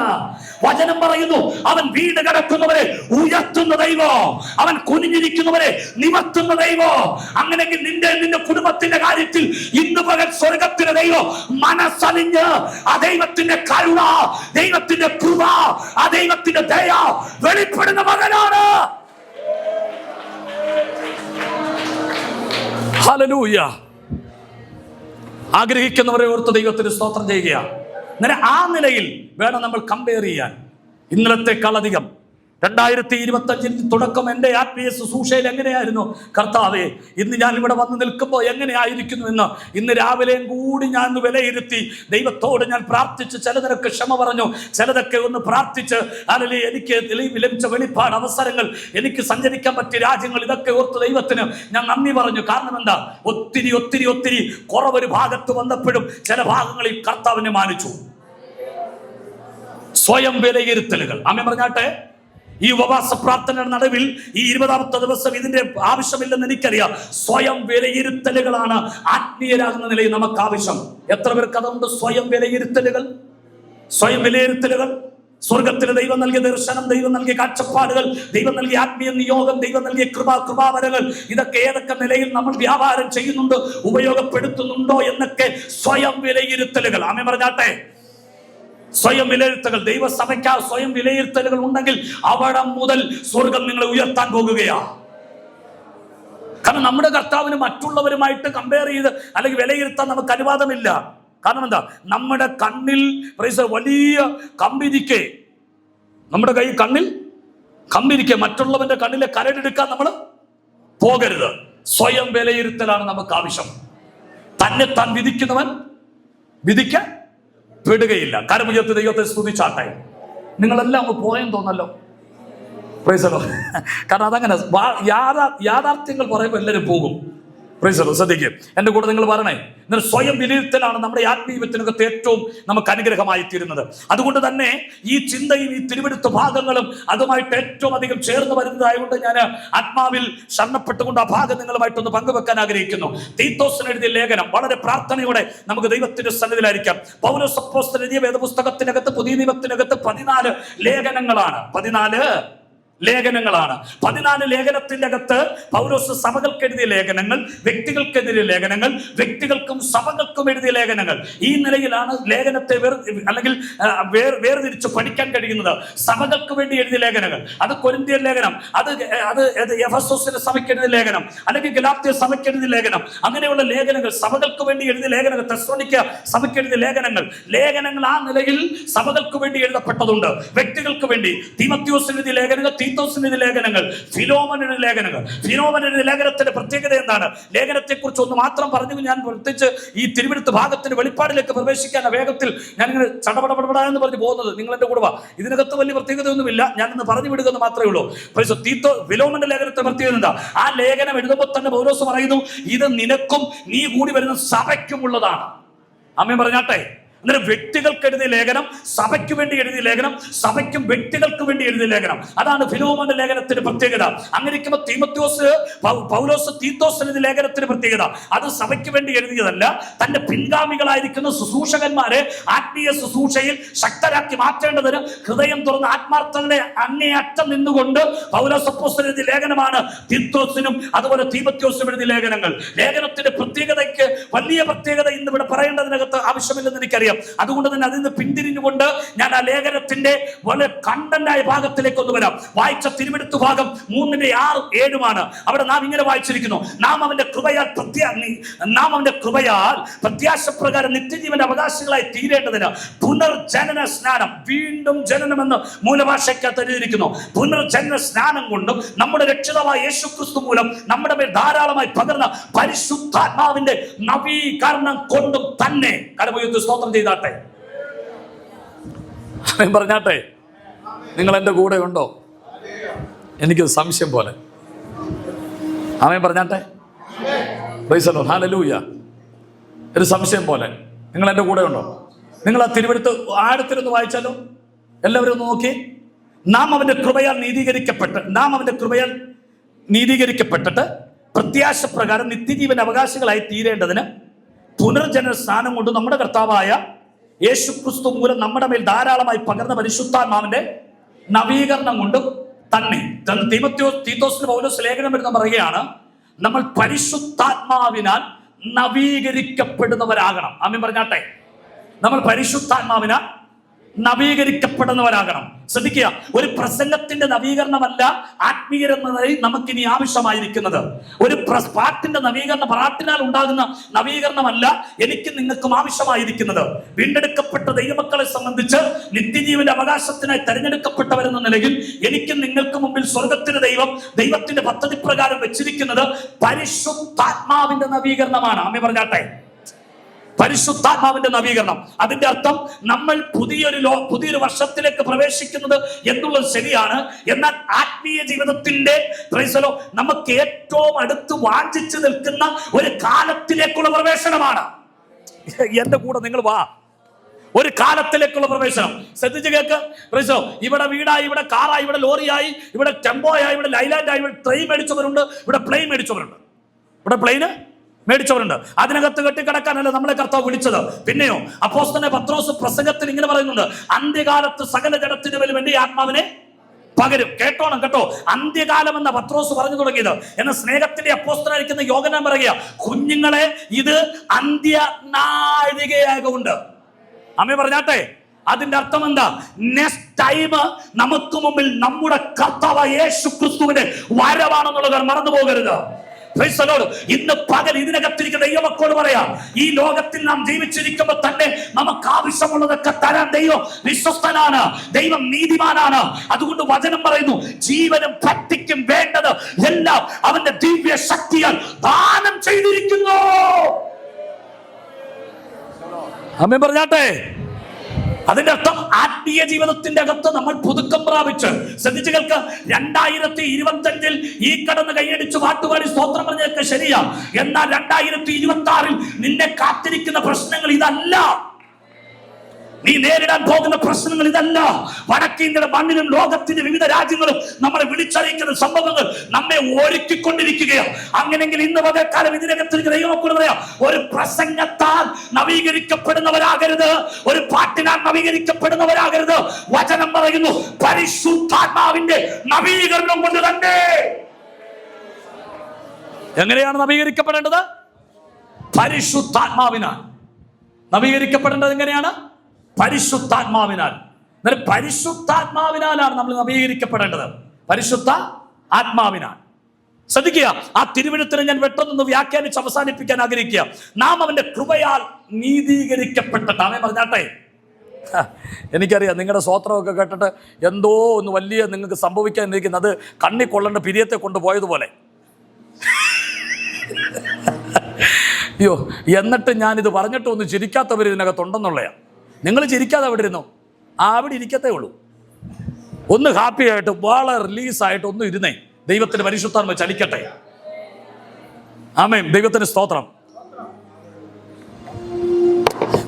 പൗലോസിന്റെ എഴുത്തിന്റെ ഒരു പ്രത്യേകത കൂടെ പറഞ്ഞുതരാം. എഴുത്തിനകത്ത് അഗ്രഗണ്യനാ. പഴയ നിയമം പുതിയ നിയമം തമ്മിലുള്ള വ്യത്യാസത്തെക്കുറിച്ച് പൗലോസ് അപ്പോസ്തലൻ ലേഖനത്തിനകത്ത് ഒരൊറ്റ വാക്കുകൊണ്ട് വേർതിരിച്ചിരിക്കുന്നത്. ഞാൻ 2 തിരുവചന പാഠശാല പഠിച്ചതാണ്. 2 പഠിച്ചിട്ട് വലിയ ഗുണമൊന്നും ഉണ്ടായില്ല, പഠിച്ചത്. പ്രാപിച്ചത് മാത്രമേ ഉള്ളൂ മെച്ചം. ഉള്ള കാര്യം പറയല്, പ്രാപിച്ചത് മാത്രമേ ഉള്ളൂ മെച്ചം. പൗലോസ് പറഞ്ഞത് ക്ലിയർ ആണെന്നറിയോ? ഞാൻ കർത്താവ് ഇന്ന് പ്രാപിക്കുകയും. ഞാൻ വിചാരിച്ച ഈ പ്രാപിക്കാന്ന് പറഞ്ഞ് ബൈബിളെ പോയി പ്രാപിക്കാന്ന്. പക്ഷെ ബൈബിളെ ചെന്ന് പറഞ്ഞ് ഇവിടെ ഒന്നും പ്രാപിക്കാൻ പറ്റത്തില്ലെന്ന് മനസ്സിലായത്. പ്രാപിച്ചതെല്ലാം ദൈവത്തിന് സ്തോത്രം ചെയ്യുന്നു. ശ്രദ്ധിക്കുക. അന്നേരം പൗലോസിന്റെ ലേഖനത്തിന്റെ പ്രത്യേകത ശ്രദ്ധിക്കുക. പഴയ നിയമത്തെക്കുറിച്ച് പൗലോസ് അപ്പോസ്തലൻ പറയുന്നത് പഴയ നിയമത്തെക്കുറിച്ച് പറയുന്ന പുതിയ നിയമത്തെക്കുറിച്ച് പറയുന്ന ഒറ്റ വേടിനകത്താ പൗലോസ് പറയുന്നത്. വേർതിരിച്ച് കാണിക്കുക. എന്നെ സംബന്ധിച്ച് പഴയ നിയമത്തെക്കുറിച്ച് നിങ്ങളെ പഠിപ്പിക്കണമെങ്കിൽ ഏറ്റവും കുറഞ്ഞത് 10 മണിക്കൂർ വേണം. ഏറ്റവും കുറേ പഴയ നിയമം മുഴുവൻ പഠിപ്പിക്കാനല്ല, പഴയ നിയമത്തെക്കുറിച്ച് പഠിപ്പിക്കണമെങ്കിൽ 386 പഴയ നിയമത്തിന്റെ കൽപ്പനകളും ഉപകൽപ്പനകളുമുള്ള ആ 10 കൽപ്പനകളുമുള്ള ആ പഴയ നിയമം നിങ്ങളെ ഏറ്റവും കുറഞ്ഞത് എന്താണെന്നും ഏത് വിധമാണെന്നും പഠിപ്പിക്കണമെങ്കിൽ 10 മണിക്കൂർ വേണം. ഒരുപക്ഷെ ഒരു സെമിനാരിയിൽ ഞാൻ പഠിക്കുകയാണെങ്കിൽ പഴയ നിയമത്തെക്കുറിച്ച് എന്താണ് അതിന്റെ ആകത്തുക എന്ന് ഞാൻ അവർക്ക് എഴുതി കൊടുക്കണമെങ്കിൽ ഏറ്റവും കുറഞ്ഞൊരു 10 തിസീസ് എങ്കിലും എഴുതേണ്ടി വരും. പക്ഷെ പൗലോസിന്റെ ജ്ഞാനം കണ്ടോ? ഒറ്റ വാക്കിനകത്ത് പഴയ നിയമം പുതിയ നിയമം തമ്മിൽ വേർതിരിച്ച് കാണിക്കുക. അതെങ്ങനെയാ? അക്ഷരം കൊല്ലുന്നു, ആത്മാവോ ജീവിപ്പിക്കുന്നു. ആമേൻ പറഞ്ഞാട്ടെ. ദൈവത്തിന് സ്തോത്രം ചെയ്താട്ടെ. ഏറ്റവും കുറഞ്ഞ പഴയ നിയമം എന്താ അമ്മച്ചി എന്ന് വെച്ചാൽ അമ്മച്ചി എണ്ണിച്ച് ഉൽപ്പത്തി പുറപ്പാട് ലേവ്യ സംഖ്യ ആവർത്തനം ഇങ്ങനെ പറഞ്ഞു പോകും. എന്നിട്ട് ആ പഴയ നിയമത്തിലെ പുസ്തകങ്ങൾ മുഴുവൻ പറഞ്ഞ് ഇതാണ് വാസ്തവ പഴയ നിയമം എന്ന് പറയും. പക്ഷെ പൗലോസ് ഒറ്റ വാക്കുകൊണ്ട് പറയുകയാ, അക്ഷരം കൊല്ലുന്നു, ആത്മാവോ ജീവിപ്പിക്കുന്നു. ഇന്ന് പകൽ ഇതിനകത്ത് വ്യാപരിക്കുന്നത് ജീവിപ്പിക്കുന്ന ആത്മാവാണ്, ആത്മാവിന്റെ ശക്തിയാണ്, ആത്മാവിന്റെ ബലമാണ്, ആത്മാവിന്റെ ജ്ഞാനമാണ്, ആത്മാവിന്റെ നിറവാണ്. ആ നിറവ് നിന്നെ എത്തിക്കാൻ കഴിയുന്നിടത്ത് എത്തിക്കുന്നതാണ്. ഈ പകൽ അത് വിശ്വസിക്കാൻ കഴിയുന്നവരുണ്ടെങ്കിൽ അവരെ കരം തട്ടി ആത്മാവിൽ ഒന്ന് സ്വാഗതം ചെയ്താട്ടെ. ദൈവത്തിന്റെ കൃപ ഇതിനകത്ത് ശക്തിയോടെ ചലിക്കട്ടെ.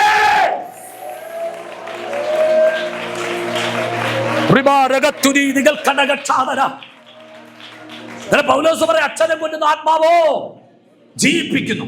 അത് മാത്രമല്ല, ഗലാത്യ സഭയ്ക്ക് പൗലോസ് ലേഖനം എഴുതുന്നുണ്ട്. ഇങ്ങനെ പറഞ്ഞു, യേശുവിനെ ക്രൂശിക്കപ്പെട്ടവനായി നിങ്ങൾക്ക് വരച്ചു കിട്ടിയിരിക്കെ. നിങ്ങൾക്ക് വരച്ചു കിട്ടിയ ഗംഭീരമായ വാക്കല്ലേ, നിങ്ങൾക്ക് വരച്ച് കിട്ടിയിരിക്കെ. അന്നേരം നമ്മുടെ വ്യാഖ്യാനം, നിങ്ങളുടെ വ്യാഖ്യാനം, എന്റെ വ്യാഖ്യാനം നിങ്ങൾ കേട്ടോ. വരയ്ക്കുക എന്ന് പറയുമ്പോൾ ഒരു പ്രതലത്തിലാണ് വരച്ചിരിക്കുന്നത്. ഒരു പ്രതലത്തിനാണ് വരയ്ക്കുന്ന അകത്തല്ല, വരയ്ക്കുന്നത് പുറത്താണ്. പൗലോസിന്റെ എഴുത്തിന്റെ പ്രത്യേകത, ആത്മാവ് നിങ്ങളുടെ ഹൃദയത്തിന്റെ മാംസപ്പലകയിൽ എഴുതിയിരിക്കുന്നു. ഇവിടെ പറയുന്നത് എന്താ? നിങ്ങൾ ക്രിസ്തു വരച്ചു കിട്ടിയിരിക്കെ. അതിന്റെ അർത്ഥം പുറമെയാണ് വരച്ചു കിട്ടുന്നത്. വരച്ചു കിട്ടുന്നത് എങ്ങനെയാണ്? പുറമേ. അന്നേരം ഗലാത്യ സഭയ്ക്കകത്ത് എല്ലാവരും യേശു ക്രിസ്തുവിനെ സ്വന്തം രക്ഷിതാവായി ഹൃദയത്തിന്റെ അകത്ത് വിശ്വസിച്ച് അങ്ങനെ വന്നവരല്ല, അത്ഭുതം കണ്ട് രക്ഷിക്കപ്പെട്ടു വന്നവരുണ്ട്. അത്ഭുതം കണ്ട് രക്ഷിക്കപ്പെട്ട് വന്നവർ, വിടുതൽ കണ്ട് രക്ഷിക്കപ്പെട്ട് വന്നവരുണ്ട്. പക്ഷെ അതിന്റെ അർത്ഥം എന്താ? വരച്ചു കിട്ടിയിരിക്കെ. ഒരു വലിയ ഉണർവ് നടന്നപ്പോ ഉണർവിനകത്ത് രക്ഷിക്കപ്പെട്ട് അങ്ങനെ സഭയ്ക്കകത്ത് വന്നവരുണ്ട്. അവരാണ് ഇപ്പോ മറ്റൊരു സുവിശേഷത്തിലേക്ക് തിരിഞ്ഞിരിക്കുന്നത്. എന്റെ കൂടെ നിങ്ങൾ വരണേ. കമോൺ എന്റെ കൂടെ പറഞ്ഞേ. യേശു ക്രിസ്തു ശ്രദ്ധിക്കണേ, വരച്ചു കിട്ടിയിരിക്കും. പൗലോസ് 4-ാം അധ്യായത്തിലേക്ക് വരാൻ പറയാം, ഇനി വരയില്ല, കുറിയില്ല, ഒന്നുമില്ല. പിന്നെന്താ പൗലോസ് പറയാ? ക്രിസ്തു നിങ്ങളിൽ ഉരുവാകുവോളം. അതിന്റെ അർത്ഥം എന്താ? എടാ, വരച്ചെടുത്ത നീയൊക്കെ മാറിയെങ്കിൽ ഇനി അകത്തൂരുവായാൽ ആന കുത്തിയാൽ നീ തകരത്തില്ല. എത്ര ശക്തികൾ നിനക്കെതിരെ വന്നാലും നീ വീഴത്തില്ല. അകത്തൂരുവാകുവോളം ഞാൻ പിന്നെ പ്രസവദനപ്പെടുകയാ. ഇന്ന് പകൽ ഇതിനകത്തിരിക്കുന്ന വീണ്ടെടുക്കപ്പെട്ട ദൈവമക്കളോട് പറയാം, ക്രിസ്തു അകത്ത് ഉരുവാകട്ടെ. ആമേൻ പറഞ്ഞാട്ടെ. അത് കേവലം അത്ഭുതത്തിനകത്തല്ല, അത് കേവലം കയ്യടിക്കകത്തല്ല, അത് കേവലം ഒരു ഉണർവിനകത്ത് അതിനകത്ത് ഒഴുകി വരുന്നതല്ല. അതിന്റെ അപ്പുറം യേശു ക്രിസ്തു ആരെന്ന് ആഴമായി അറിഞ്ഞ ഹൃദയത്തിന്റെ അകത്ത് ക്രിസ്തു ഉരുവാക്കപ്പെടുന്ന, അമ്മ പറഞ്ഞാട്ടെ, വരച്ചു കിട്ടിയെടുത്ത് നിന്നും പൗലോസ് പറയാം, നിങ്ങൾ ശുദ്ധം ചെയ്ത് മയക്കുക ആര്? ഇപ്പൊ പൗലോസ് 4-ാം അധ്യായത്തിലേക്ക് ഒന്ന് പറയാം, ക്രിസ്തു നിങ്ങളിൽ ഉരുവാകുവോളം. ഇനി വരയില്ല കേട്ടോ, ഇനി ഒരു വരയില്ല. ക്രിസ്തു നിങ്ങളിൽ ഉരുവാകുവോളം. അമ്മ പറഞ്ഞാട്ടെ, പൗലോസിന്റെ അത്ര ശക്തമായ വെളിപ്പാടുകളും അത്ര ശക്തമായ ലേഖനങ്ങളുമാണ് പുതിയ നിയമത്തിനുള്ളത്. അതുകൊണ്ട് ആ പുതിയ നിയമത്തിനകത്ത് ഞാൻ ദൈവമക്കളോട് വളരെ സ്നേഹത്തോട് പറയുന്നു, പ്രൈസലോ, യേശുക്രിസ്തുവിനോട് വെളിപ്പെട്ട രക്ഷണീയ പദ്ധതി, രക്ഷകരമായ അനുഭവങ്ങൾ, അതുമായി ബന്ധപ്പെട്ട വചനത്തിന്റെ വെളിപ്പാടുകൾ, അതിനകത്ത് ഭയങ്കര വിടുതലുകൾ ഇരിക്കുന്നത്, അതിനകത്ത് ഭയങ്കര സൗഖ്യം ഇരിക്കുന്നത്. ആ സൗഖ്യമാണ് ഇന്ന് പകൽ ഇവിടെ വ്യാപരിക്കാൻ പോകുന്നത്. ശ്രദ്ധിക്കുക, പ്രൈസലോ, നാം അവന്റെ കൃപയാൽ നീതീകരിക്കപ്പെട്ടിട്ട്, ആമേൻ പറഞ്ഞാട്ടെ, നിങ്ങളുടെ ഞാമേൻ ഒന്നും എനിക്ക് വേണ്ട. നിങ്ങളുടെ ഞാമേൻ കേട്ടിട്ട് എനിക്കൊരു വല്ലാത്ത ദുഃഖം പോലെ തോന്നുന്നു. ഞാൻ പറയും, വെളച്ചിൽ കാണിക്കുന്ന 10 നടത്തുന്ന ഇവിടോട്ട് വന്നിരിക്കുന്നത്, അന്നേരം പിന്നെ ഇവിടെ പറയാതിരുന്നിട്ട് പോവാ ഞാൻ. നാം അവന്റെ കൃപയാൽ നീതീകരിക്കപ്പെട്ടിട്ട്, നിങ്ങളാരും ഹല്ലേലൂയ പറഞ്ഞില്ല, പറയത്തില്ല. അതിന്റെ കാര്യം എന്താ? നിങ്ങളുടെ ഇരിപ്പ് കണ്ടിട്ട് ആ നീതീകരണം വില കൊടുത്ത് വാങ്ങിക്കൊണ്ടിരിക്കുക. നാം അവന്റെ കൃപയാൽ നീതീകരിക്കപ്പെട്ടിട്ട്, ആമേൻ പറഞ്ഞാട്ടെ. നീതിമാൻ എന്ന പേര് പോലും നമുക്കിന്നുമില്ല. പിന്നെ എങ്ങനാ നീതിമാൻ? അവനാ, അവൻ നമ്മുടെ നീതിയാകുന്നു. നാം അവന്റെ കൃപയാൽ നീതീകരിക്കപ്പെട്ടിട്ട്, ആമേൻ പറഞ്ഞാട്ടെ, ദൈവത്തിന് സ്തോത്രം ചെയ്താട്ടെ. പഴയ നിയമത്തിനകത്ത് വിശുദ്ധന്മാരെ എഴുതിയിരിക്കും, വിശുദ്ധന്മാരെ കുറിച്ച് എഴുതുമ്പോൾ അവിടെ രേഖപ്പെടുത്തിയിരിക്കുന്നു നീതിമാൻ, നീതിമാൻ. ആമേൻ പറഞ്ഞാട്ടെ, നീതിമാൻ. കാരണം എന്താ? പഴയ നിയമത്തിന്റെ കൽപ്പനകൾ അനുസരിച്ച് നീതീകരിക്കപ്പെട്ട നീതിമാന്മാർ. പക്ഷെ നമ്മൾ ഏത് കൽപ്പന അനുസരിച്ച് ഇല്ല, നാം അവനെ വിശ്വസിച്ചു, നമുക്ക് ലഭിച്ച സൗജന്യമായ നീതീകരണം. വിശ്വസിക്കുന്ന ദൈവത്തിന് സ്തോത്രം ചെയ്താട്ടെ. അതുകൊണ്ട് വേദപുസ്തകത്തിൽ ഇപ്രകാരം രേഖപ്പെടുത്തിയിരിക്കുന്നു, മുന്നറിഞ്ഞവരെ വിളിച്ചു, വിളിച്ചവരെ നീതീകരിച്ചു, നീതീകരിച്ചവരെ വിശുദ്ധീകരിച്ചു, വിശുദ്ധീകരിച്ചവരെ പറഞ്ഞാട്ടെ തേജസ്കരിച്ചു. ആമേൻ പറഞ്ഞാട്ടെ. ഇന്ന് പകൽ ഇതിനകത്തിരിക്കുന്ന ദൈവമക്കളോട് പറയാം, നീ തേജസ്കരിക്കപ്പെട്ടവനാണ്, നീ തേജസ്കരിക്കപ്പെട്ടവളാണ്. നിന്റെ മേൽ പകർന്നിരിക്കുന്ന തേജസ് ഈ പകലിന് വെട്ടമല്ലത്, അത്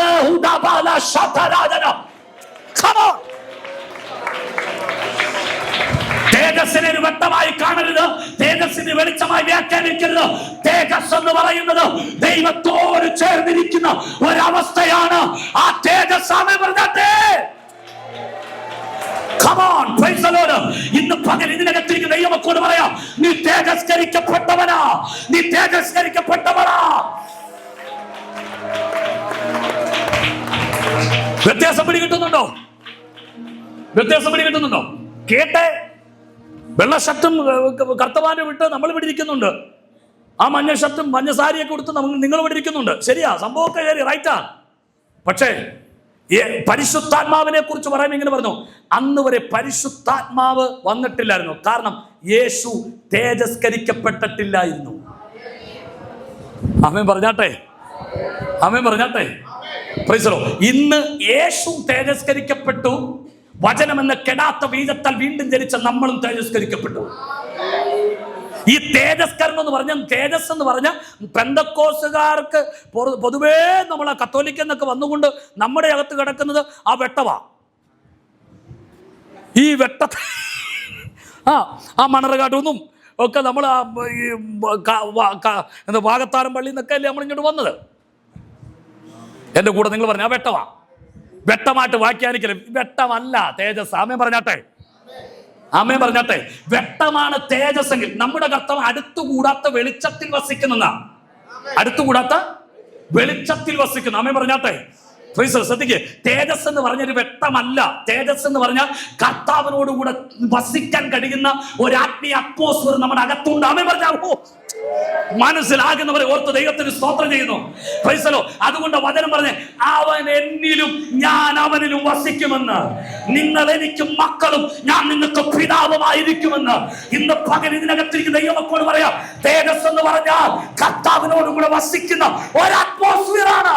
ആ അറ്റ്മോസ്ഫിയറിനകത്താണ് നീ ഇന്ന് പകലായിരിക്കുന്നത്. ഒരുപക്ഷെ നീ ചിന്തിച്ചേക്കാം, ഈ ഭാഗത്താകത്താണെന്നല്ലോ, നീ ആ തേജസ്സിനകത്താണ്, ആ അറ്റ്മോസ്ഫിയറിനകത്താണ്, യേശുവായിട്ട് ഏറ്റവും അടുത്തിരിക്കുന്നു. Oh, come on, praise the Lord.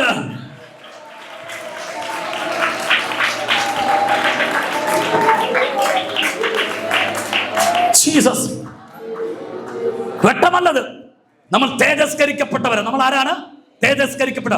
അവന്റെ കൃപയാൽ നീതീകരിക്കപ്പെട്ടിട്ട്, അവന്റെ കൃപയാൽ നീതീകരിക്കപ്പെട്ടത്. ഇന്ന് പകൽ ഇതിനകത്തിരിക്കുന്ന ദൈവമക്കളോട് പറയാം, നമ്മുടെ പ്രവൃത്തിയാൽ നീതീകരിക്കപ്പെട്ടവരല്ല നാം അവന്റെ കൃപയാൽ നീതീകരിക്കപ്പെട്ടവരാണ്. റോമാലേഖനം 3:24 ഇങ്ങനെ പറയുന്നു, നാം അവന്റെ കൃപയാൽ ക്രിസ്തുവിലേക്ക് വീണ്ടെടുപ്പ് മൂലം സൗജന്യമായി നീതീകരിക്കപ്പെട്ടിരിക്കുന്നു. വിശ്വസിക്കുന്ന ദൈവത്തിന് നന്ദി പറഞ്ഞാട്ടെ. സൗജന്യമായി കൃപയാൽ നീതീകരിക്കപ്പെട്ടവര്. ഞാൻ ഇങ്ങനെ പറയാറുണ്ട്, എന്താണ് സമയമൊക്കെ തീരാൻ പോകുന്നത്, എങ്കിലും ഞാൻ പറഞ്ഞു പോകാം. നമ്മളെക്കുറിച്ച് പൗലോസ് പറയുന്നത് വിശുദ്ധന്മാർ, വീണ്ടെടുക്കപ്പെട്ടവർ, തേജസ്സിൽ വസിക്കുന്നവർ. കമോൺ, ഇങ്ങനെ ഒത്തിരി ഭാഷയുണ്ട് അല്ലേ? പക്ഷെ എനിക്ക് ഈ പെന്തക്കോസ്തുകാരുടെ കൂട്ടത്തിൽ എനിക്ക് ഏറ്റവും ഇഷ്ടപ്പെട്ട വേർഡ് എന്താണെന്നറിയോ? കൃപ ലഭിച്ചവൻ. കൃപ. വൈ? നമ്മുടെ ഈ പുനരുത്ഥാനം പറയാറില്ലേ? ഈ പുനരുത്ഥാനത്തിന് ശാസ്ത്രത്തിന്റെ യാതൊരു പിൻബലവും ഇല്ല.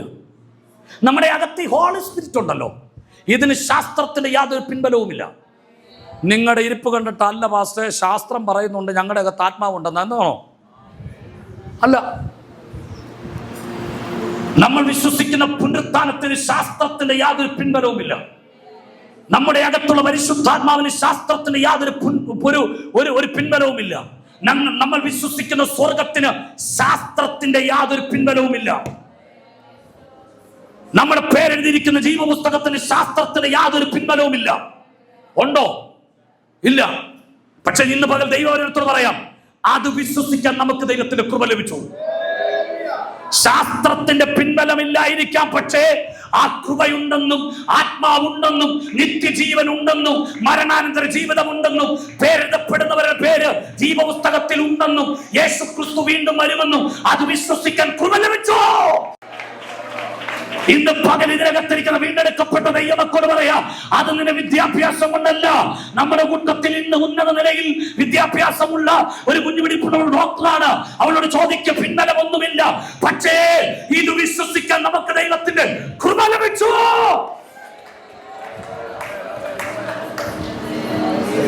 അമ്മ പറഞ്ഞാട്ടെ, നമ്മൾ കൃപ ലഭിച്ചവരാണ്.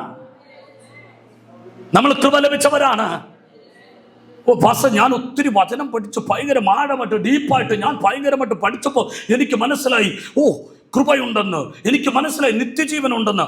അങ്ങനെ വല്ല നിത്യജീവനെ പ്രാപിച്ചവരാണ്? അല്ല. നിങ്ങളൊക്കെ ഇങ്ങനെയൊക്കെ ഇരിക്കും. നിങ്ങളെക്കാട്ട് ഗതികെട്ടവനാ. ഈ സുവിശേഷ വേലയ്ക്ക് വിളി ഉണ്ടാവുന്ന കാരണം അറിഞ്ഞു. ഞാൻ CSI കുടുംബത്തിലാണ് ജനിച്ചു വളർന്നത്. ഈ ജനിച്ചു വളർന്ന സമയത്ത് 10ാം ക്ലാസ് ജയിക്കണമെന്ന് പറഞ്ഞ് എനിക്ക് 43 വയസ്സുണ്ട്. കണ്ടാൽ അങ്ങനെ തോന്നത്തില്ലെങ്കിലും അത്രയൊക്കെ ഉണ്ട്. ശ്രദ്ധിക്ക്, 43 വയസ്സുണ്ട്. ശ്രദ്ധിക്ക്, 43 വയസ്സെന്ന് പറയുമ്പോൾ ഈ ഇപ്പോഴുള്ള ഈ +1 +2 ഇപ്പം പഠിക്കുന്നല്ലേ A+, B+ അല്ല. ഈ 43 വയസ്സ് പറയുമ്പോൾ ഞങ്ങളുടെ 10ാം ക്ലാസ്സിന്റെ കാലഘട്ടം നിങ്ങളൊന്ന് ആലോചിച്ച് നോക്ക്. ഒരു 96, 97, 98 ഒക്കെയാണ്. അന്നേരം അന്നൊക്കെ ഈ 210 മാർക്ക് എന്ന് പറഞ്ഞ ഭയങ്കരമാണ്. നിങ്ങൾക്ക് വലിയ സിമ്പിളായിട്ട് തോന്നുന്നു, പക്ഷെ എന്നെ പോലെ ഗതികെട്ടവന്റെ കാര്യം അങ്ങനെയല്ല. 210 എന്ന് പറയുന്നത് ഭയങ്കരം. ഇപ്പോഴത്തെ ഇപ്പോൾ എനിക്കൊന്ന് കുറെ, എനിക്ക് അച്ഛൻ 210 ആണല്ലേ?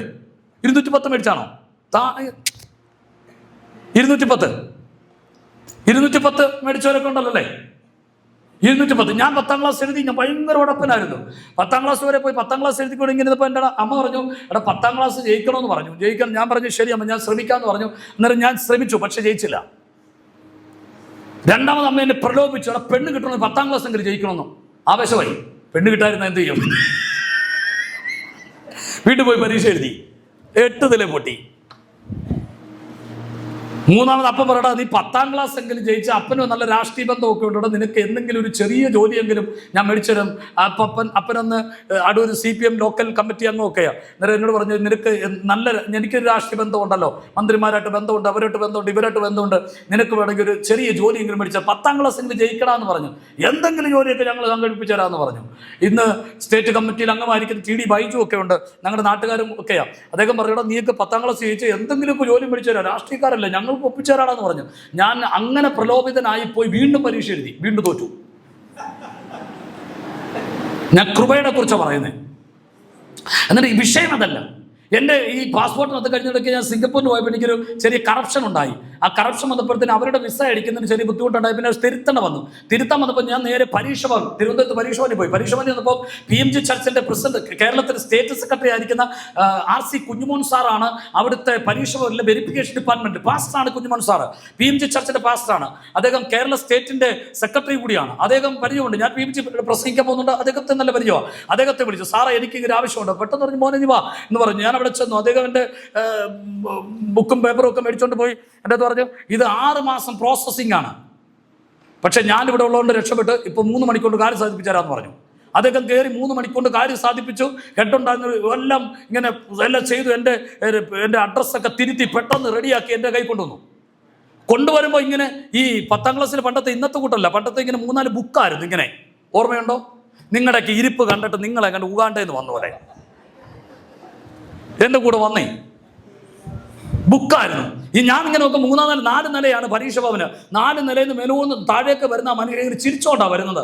ചിരിച്ചോണ്ട് വന്നു. ഞാൻ വലിയ സെറ്റപ്പിൽ ഇൻ ചെയ്ത് ഇങ്ങനെ നിൽക്കുകയല്ലേ, ഭയങ്കര പാസ്റ്റല്ലേ. ഞാൻ PMG ചെന്ന് പ്രസംഗിക്കുന്നു, PMG-കാരനെ ഔട്ട് ഓഫ് സ്റ്റേറ്റിൽ വിടുന്നു, ഭയങ്കര സംഭവം. നമ്മളിങ്ങനെ ഭയങ്കര ഗമിച്ച് ഇങ്ങനെ നിൽക്കുക. എന്നിട്ട് എന്നോട് ഇങ്ങനെ വെച്ച് എൻ്റെ മുഖത്തൊക്കെ ഒരു പുള്ളി ഒരു ചിരിച്ചിട്ട് എന്നോട് ചോദിച്ചു, നീ എത്ര പ്രാവശ്യം 10ാം ക്ലാസ് എഴുതി? ഞാൻ പറഞ്ഞു 3 പ്രാവശ്യം എഴുതുന്ന പറഞ്ഞു. അതൊരു ഗുണമൊന്നും ഉണ്ടായില്ലല്ലേ? ഞാൻ പറഞ്ഞു ഇല്ലെന്ന് പറഞ്ഞു. പക്ഷെ ഞാൻ നോക്കുന്ന അതല്ലെന്ന് പറഞ്ഞു. ഞാൻ ചോദിച്ചാൽ എന്താണെന്ന് ചോദിച്ചാൽ പറഞ്ഞു, ഈ 3 പ്രാവശ്യം എഴുതിയത് ഞാൻ കൂട്ടി നോക്കുകയാണ്, 210 ഉണ്ടെങ്കിൽ ഇപ്പം ഞാൻ നിന്നെ ജയിപ്പിക്കുമെന്ന്. അന്നേരമാണ് ഞാൻ തിരിഞ്ഞ് ചിന്തിച്ചത്. ഞാനിങ്ങനെ ശരിയാണല്ലോ. ഞാൻ പെട്ടെന്ന് എൻ്റെ മൊബൈൽ എടുത്ത് 3 പ്രാവശ്യത്തിലെ കണക്ക് കൂട്ടി നോക്കിയപ്പോഴത്തേന് അന്നേരം 210 ഇല്ല, അന്നേരം 97 മാർക്കേ ഉള്ളൂ. അന്നേരമാണ് എൻ്റെ വിദ്യാഭ്യാസത്തെക്കുറിച്ച് ഞാനിങ്ങനെ ചിന്തിച്ചത്. പക്ഷെ ദൈവമക്കളോട് പറയാം, കൈവെക്കുമ്പോൾ ക്യാൻസർ മാറുന്നുണ്ട്. ആമേൻ പറഞ്ഞാട്ടെ, ആമേൻ പറഞ്ഞാട്ടെ, ആമേൻ പറഞ്ഞാട്ടെ. ചുങ്കപ്പാറ എന്നൊരു മുസ്ലിം സ്ത്രീ ക്യാൻസറാ, ഭർത്താവ് വിട്ടിട്ട് പോയി, ഒറ്റ മകളെ ഉള്ളു. നാട്ടുകാരെല്ലാം കുറ്റം പറഞ്ഞു, വീട്ടുകാരെല്ലാം തലലെ അവിടെ തള്ളിക്കളഞ്ഞു. പ്രാർത്ഥിക്കാൻ വേണ്ടി ഞങ്ങളുടെ ചർച്ചിൽ ഒരു ആന്റി പറഞ്ഞനുസരിച്ച് അവിടെ വന്നു, പ്രാർത്ഥിച്ചു. അവള് പറഞ്ഞു, ഞാൻ ക്യാൻസർ എന്ന രോഗത്തിന് കഴിച്ച ഒറ്റ മരുന്നേ ഉള്ളത് പാരസെറ്റമോളാ, അത് കഴിഞ്ഞിട്ട് ഞാൻ കഴിച്ച മരുന്ന് യേശുവിനെയാണ്. അവള് സൗഖ്യമായി. ആമേൻ പറഞ്ഞാട്ടെ. മാനൊരു കർത്തദാസിന്റെ അമ്മച്ചി കഴിഞ്ഞ ദിവസം പരിചയപ്പെട്ടു.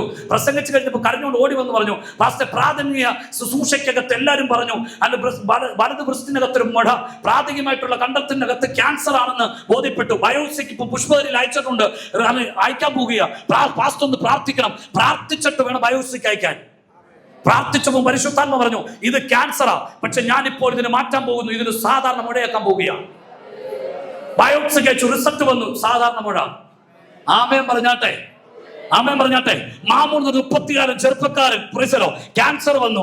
IPC ചർച്ച് ബന്ധപ്പെട്ട് നിൽക്കുന്നു. അവൻ ചർച്ച ചെയ്തെന്ന് പറഞ്ഞു, എനിക്ക് ക്യാൻസർ ആണെന്ന്. പാസ്റ്റർ പറഞ്ഞു, നിന്റെ പാപത്തിനാണ് ഇതിന് കാരണമെന്ന് പറഞ്ഞു. അവൻ നേരെ കണ്ണുനീരോട് എന്നെ വിളിച്ചു, പാസ്റ്ററെ ഞാൻ പാപം ചെയ്തുകൊണ്ട് എനിക്ക് ക്യാൻസർ വന്നു എന്ന് പറയും. പാസ്റ്റർ പറയും, എന്താ? ഞാൻ പറഞ്ഞു, നിങ്ങൾ ഈ പാപമില്ലാത്തൊരു കല്ലറയിട്ടെ എന്ന് പറഞ്ഞു. നമുക്ക് വേണ്ടി പ്രായച്ചിത്തമായി മരിച്ച യേശു ജീവിക്കുന്നു. വിശ്വസിച്ച ദൈവത്തിന് മഹത്വം കാണും. തിരുവനന്തപുരത്ത് മീറ്റിംഗിന് പോകുന്നിടയിൽ കാറിൽ വെച്ച് അവന് വേണ്ടി പ്രാർത്ഥിച്ചു, കർത്താവിന്റെ ക്യാൻസർ മാറ്റി. ആമേൻ പറയുന്നവർ ആമേൻ പറഞ്ഞാട്ടെ. ഞാനിപ്പം റീസെന്റ് കുവൈറ്റിൽ പോയിട്ട് വന്നതേ ഉള്ളൂ. കാരണം നിങ്ങൾ കേട്ട ഞെട്ടും. എന്താ കാരണം കേൾക്കണോ? ഒരു 7 വയസ്സുകാരി ഒരു മോള് സംസാരിക്കത്തില്ല. അവര് നാട്ടിൽ വന്ന് പാരണ്ട് പറഞ്ഞു, രജിപ്പാസ് വാസുകൊണ്ട് പ്രാർത്ഥിച്ച ഭയങ്കര കൃപാവരമാണെന്ന് വിളിച്ചു പ്രാർത്ഥിപ്പിച്ചു. നാട്ടിൽ 10 ദിവസത്തെ വില്ലി വന്നു. 3 ദിവസം കഴിഞ്ഞപ്പോൾ എന്നെ വിളിച്ചു, പ്രാർത്ഥിച്ചു. അവര് കുവൈറ്റിൽ ചെന്നപ്പോ പപ്പയെ വിളിച്ചു തുടങ്ങി, പപ്പയോട് സംസാരിച്ചു തുടങ്ങി. പപ്പ പറയുക, ഈ പ്രാവശ്യം നാട്ടിൽ പോയിട്ട് വന്നപ്പോ അവള് സംസാരിച്ചു തുടങ്ങിയെന്ന്. ആമേൻ പറഞ്ഞാട്ടെ, ആമേൻ പറഞ്ഞാട്ടെ. എന്റെ 10ാം ക്ലാസ്സിന്റെ പുസ്തകം നോക്കിയിട്ടല്ല കർത്താവ് എനിക്ക് വേണ്ടി വ്യാപരിക്കുന്നത്. പൗലോസ് പറയുന്നു, കേഫാവിനോട് കൂടെ വ്യാപരിച്ചവൻ എന്നോട് കൂടെ വ്യാപരിക്കുന്നുണ്ട്. ഈ പകൽ മനസ്സിലാകുന്നവരെ ഓർത്ത് ഞാൻ ദൈവത്തിന് സ്തോത്രം ചെയ്യുന്നു. ഇത് ഗമ പറയല്ല, നമുക്ക് കൃപ ലഭിച്ചതാണ്. ഈ കൃപയുടെ മഹത്വം തിരിച്ചറിയുന്നവര് ഇന്ന് പകൽക്കാലം ഇതിനകത്ത് ആർത്തു വിളിക്കണം. ഇത് നിന്റെ വിദ്യാഭ്യാസ യോഗ്യതയല്ല, ഇത് നിന്റെ കുടുംബത്തിന്റെ മഹത്വമല്ല, ഇത് ഏതെങ്കിലും മറ്റൊന്നിനെ നിനക്ക് ലഭിച്ച ഉപകാരമല്ല. ഇത് ദൈവത്തിന്റെ ദാനമാണ്, ഇത് ദൈവത്തിന്റെ കൃപയാണ്, ഇത് ദൈവത്തിന്റെ കരുണയാണ്.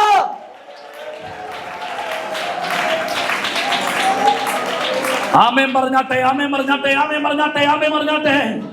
ആമേൻ പറയാൻ കഴിയുന്നത് ആമേൻ പറഞ്ഞാട്ടെ, ആമേൻ പറഞ്ഞാട്ടെ, ആമേൻ പറഞ്ഞാട്ടെ. ദൈവത്തിന് സ്തോത്രം ചെയ്താട്ടെ. ഈ പകൽ ഇതിനകത്തിരിക്കുന്ന ദൈവമക്കോട് പറയാം. ഞാൻ 2-3 കാര്യം എടുത്തെന്ന് പറഞ്ഞെന്ന് മാത്രമേ ഉള്ളൂ. പിന്നെ എത്ര കാര്യങ്ങൾ പറയാൻ ഇന്ന് പകൽ എനിക്കിവിടെ ഉണ്ടെന്നറിയാമോ? പക്ഷെ ഞാൻ അതിലേക്ക് തിരിയുന്നില്ല.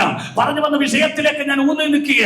ആത്മാവിൽ പറയും, നാം അവന്റെ കൃപയാൽ നീതീകരിക്കപ്പെട്ടിട്ട്. ആമേൻ പറഞ്ഞാട്ടെ. ഇന്ന് പകൽ ഇതിനകത്തിരിക്കുന്ന ദൈവമക്കോട് പറയാം, നാം നീതീകരിക്കപ്പെട്ടത് അവന്റെ കൃപയാലാണ്. യേശു ക്രിസ്തുവിന്റെ രക്തം നമ്മുടെ സകല പാപവും നോക്കി നമ്മെ ശുദ്ധീകരിക്കുന്നു. നാം അവനെ വിശ്വസിക്കുന്നവരാണ്. ദൈവത്തിന്റെ വചനം പറയുന്നു, നമ്മുടെ സകല അനീതിയും പോക്കി നമ്മെ ശുദ്ധീകരിപ്പാൻ ദൈവം വിശ്വസ്തനത്രേ.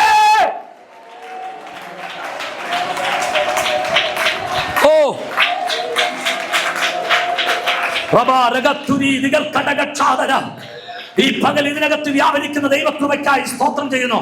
അതുകൊണ്ട് ദൈവത്തിന്റെ വചനം ഇങ്ങനെ പറയുന്നു, റോമാലേഖനം 3:21 ഇപ്പോൾ ദൈവത്തിന്റെ നീതി വിശ്വസിക്കുന്ന എല്ലാവർക്കും യേശു ക്രിസ്തുവിലേക്ക് വിശ്വാസത്തിലുള്ള ദൈവനീതി തന്നെ ന്യായപ്രമാണം കൂടാതെ വെളിപ്പെട്ടു വന്നിരിക്കുന്നു. ആമേൻ പറഞ്ഞാട്ടെ.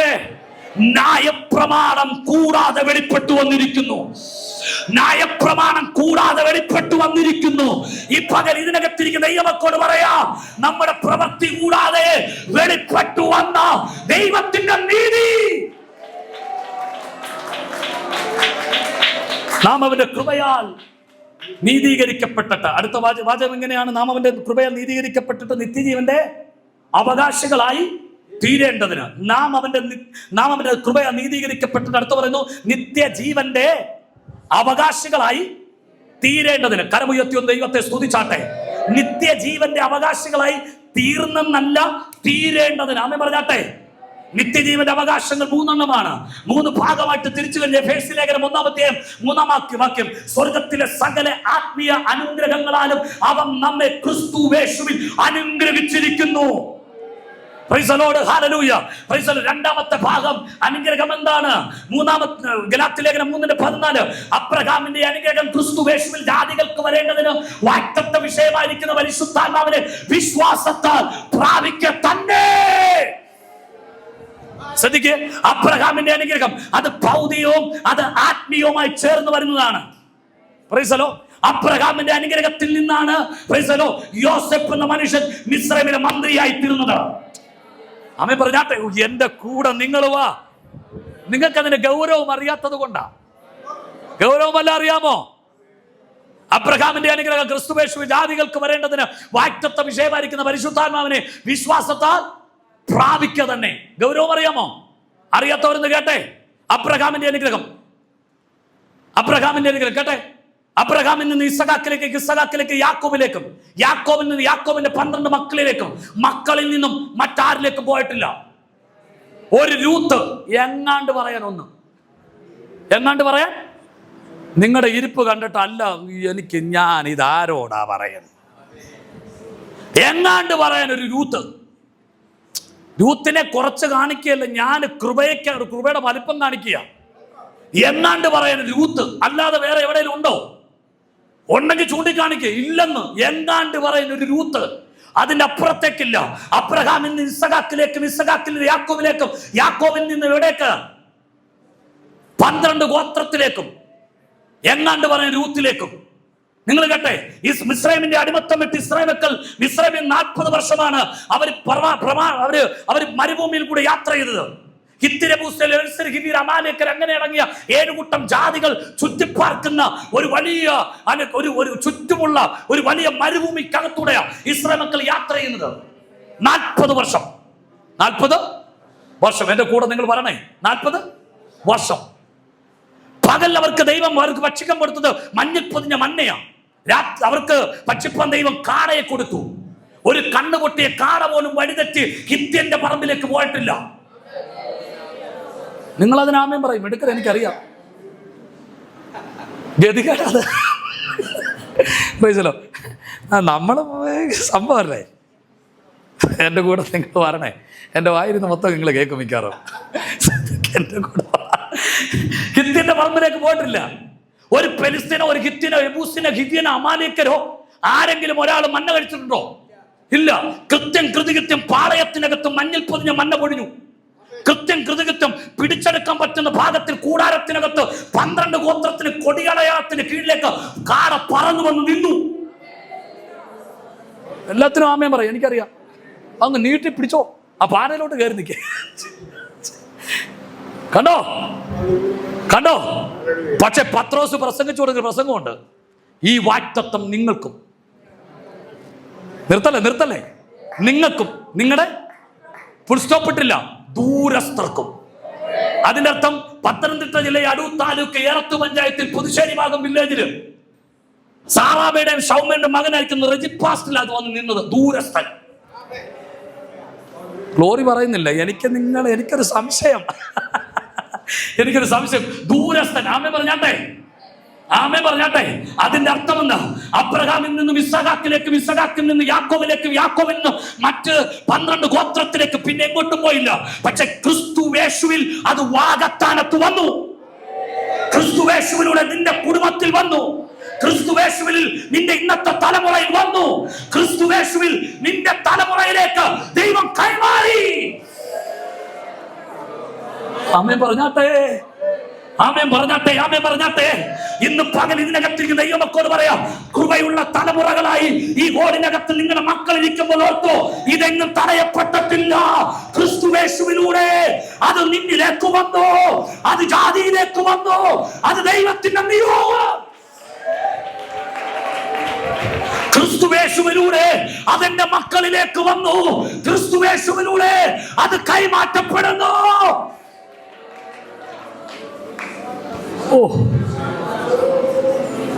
അനുഗ്രഹത്തിന്റെ മഹത്വം പിടികിട്ടുന്നുണ്ടോ? അങ്ങനെ വേറെ എങ്ങോട്ടും പോകേണ്ടതല്ല. പക്ഷെ അത് വന്നത് നമ്മളിലേക്കാണ്. അബ്രഹാമിന്റെ അനുഗ്രഹം ശ്രദ്ധിക്കേ. അബ്രഹാമിന്റെ അനുഗ്രഹത്തിന്റെ പ്രത്യേകത എന്താ? അത് 2 പ്രത്യേകത. ഒന്ന്, അതിനകത്ത് ഭൗതികമുണ്ട്, അതിനകത്ത് ആത്മീയമുണ്ട്. ഭൗതികം പറയാം. മിസ്രൈമിലെ മന്ത്രിയായി തീർന്നു ആര്? യോസെഫ്. എന്നെ അത്ഭുതപ്പെടുത്തുന്ന ഒരു വേർഷൻ അവിടെ ഉണ്ട്. ശ്രദ്ധിച്ചു കേൾക്ക്. മിസ്രൈമി കാരാഗ്രഹത്തിൽ യോസെഫ് കിടക്കുമ്പോൾ യോസെഫിന്റെ കൂടെ കിടക്കുന്ന 2 പേരുണ്ടായിരുന്നു. ഒന്ന് പാനപാത്രവാഹകനും, മറ്റൊരാള് അപ്പക്കാരനും. അപ്പക്കാരന്റെ തല വെട്ടും, അല്ലെങ്കിൽ തൂക്കിക്കൊല്ലും. പക്ഷെ പാനപാത്രവാഹകനെ തൽസ്ഥാനത്തേക്ക് നിയമിക്കും. എന്റെ കൂടെ നിങ്ങൾ പറഞ്ഞേ, കമോൺ, എന്റെ കൂടെ പ്ലീസ് ഒന്ന് പറഞ്ഞേ. ശ്രദ്ധിക്കുക, നിയമിക്കും. ശ്രദ്ധിക്കുക. ആ കാരാഗ്രഹത്തിൽ കടന്നുകൊണ്ട് യോസെഫ് ചിന്തിച്ചത് എന്താ? ഇവിടെ വെച്ച് എന്റെ വിഷയത്തിനകത്തൊരു വിധി വരും. വിധി വന്നു കഴിഞ്ഞാൽ ഞാൻ വീണ്ടും പൊത്തിപ്പേന്റെ ഭവനത്തിനകത്ത് നിയമിതനാകും. പൊത്തിപ്പേന്റെ ഭവനത്തിനകത്ത് ആ പാനപാത്രവാഹകൻ തൽസ്ഥാനത്ത് നിയമിതനായെങ്കിൽ ഇവിടെ വെച്ച് മോചിതനായ ഞാൻ നിയമിതനാകും. പക്ഷെ യോസെഫ് പറഞ്ഞില്ല, മിസ്രൈമിൽ ഒരു സീറ്റ് ദൈവം ഒഴിച്ചിട്ടിരിക്കുന്നു എന്ന്. മനസ്സിലാകുന്നവരെ ഓർത്ത് ദൈവത്തിന് സ്തോത്രം ചെയ്യുക. ഇന്ന് പകൽ ഇതിനകത്തേക്ക് ദൈവമക്കൾ ഞാൻ ആത്മാവിൽ പറഞ്ഞ് പ്രവചിച്ചു പറയുക. നിന്റെ തലമുറയ്ക്ക് വേണ്ടി സ്വർഗത്തിലെ ദൈവം ഒരുക്കി വെച്ചിട്ടുള്ള ചില പദ്ധതിയിലേക്ക് ദൈവത്തിന്റെ ആത്മാവോടെ നിന്നോട് പ്രവചിക്കാൻ പറയുക. ചില ദൈവീയ പദ്ധതിയിലേക്ക് സ്വർഗത്തിലെ ദൈവം നിന്നെ ദിവസങ്ങൾ കൊണ്ടെത്തിക്കുമെന്നോ ചില ആദരവുകൾ തരുമെന്നോ ആത്മാവ് നിന്നോട് ആലോചന പറയുന്നു. വിശ്വസിക്കാൻ കഴിയുന്നവർ ദൈവത്തിന് നന്ദി പറഞ്ഞാട്ടെ. ഇന്ന് പകൽ ഞാൻ ഈ വചനം പ്രസംഗിച്ചുകൊണ്ടിരിക്കുമ്പോ ഈ വചനത്തിലൂടെ ദൈവത്തിന്റെ ആത്മാവ് പറയുന്ന ചില പ്രവചനങ്ങൾ ചില കുടുംബത്തിനകത്ത് ആത്മാവ് ഇറക്കാൻ പോകുകയാ. ദൈവത്തിന്റെ കരം ഇന്ന് പകൽക്കാലം ഇതിനകത്ത് നീട്ടപ്പെടുമ്പോൾ ഓർത്തോണോ, നിന്റെ വിഷയത്തിന്റെ അകത്ത് സ്വർഗത്തിന്റെ കരം അസാധാരണമായി ഈ പകൽക്കാലം ചലിച്ചുകൊണ്ടിരിക്കുന്നു.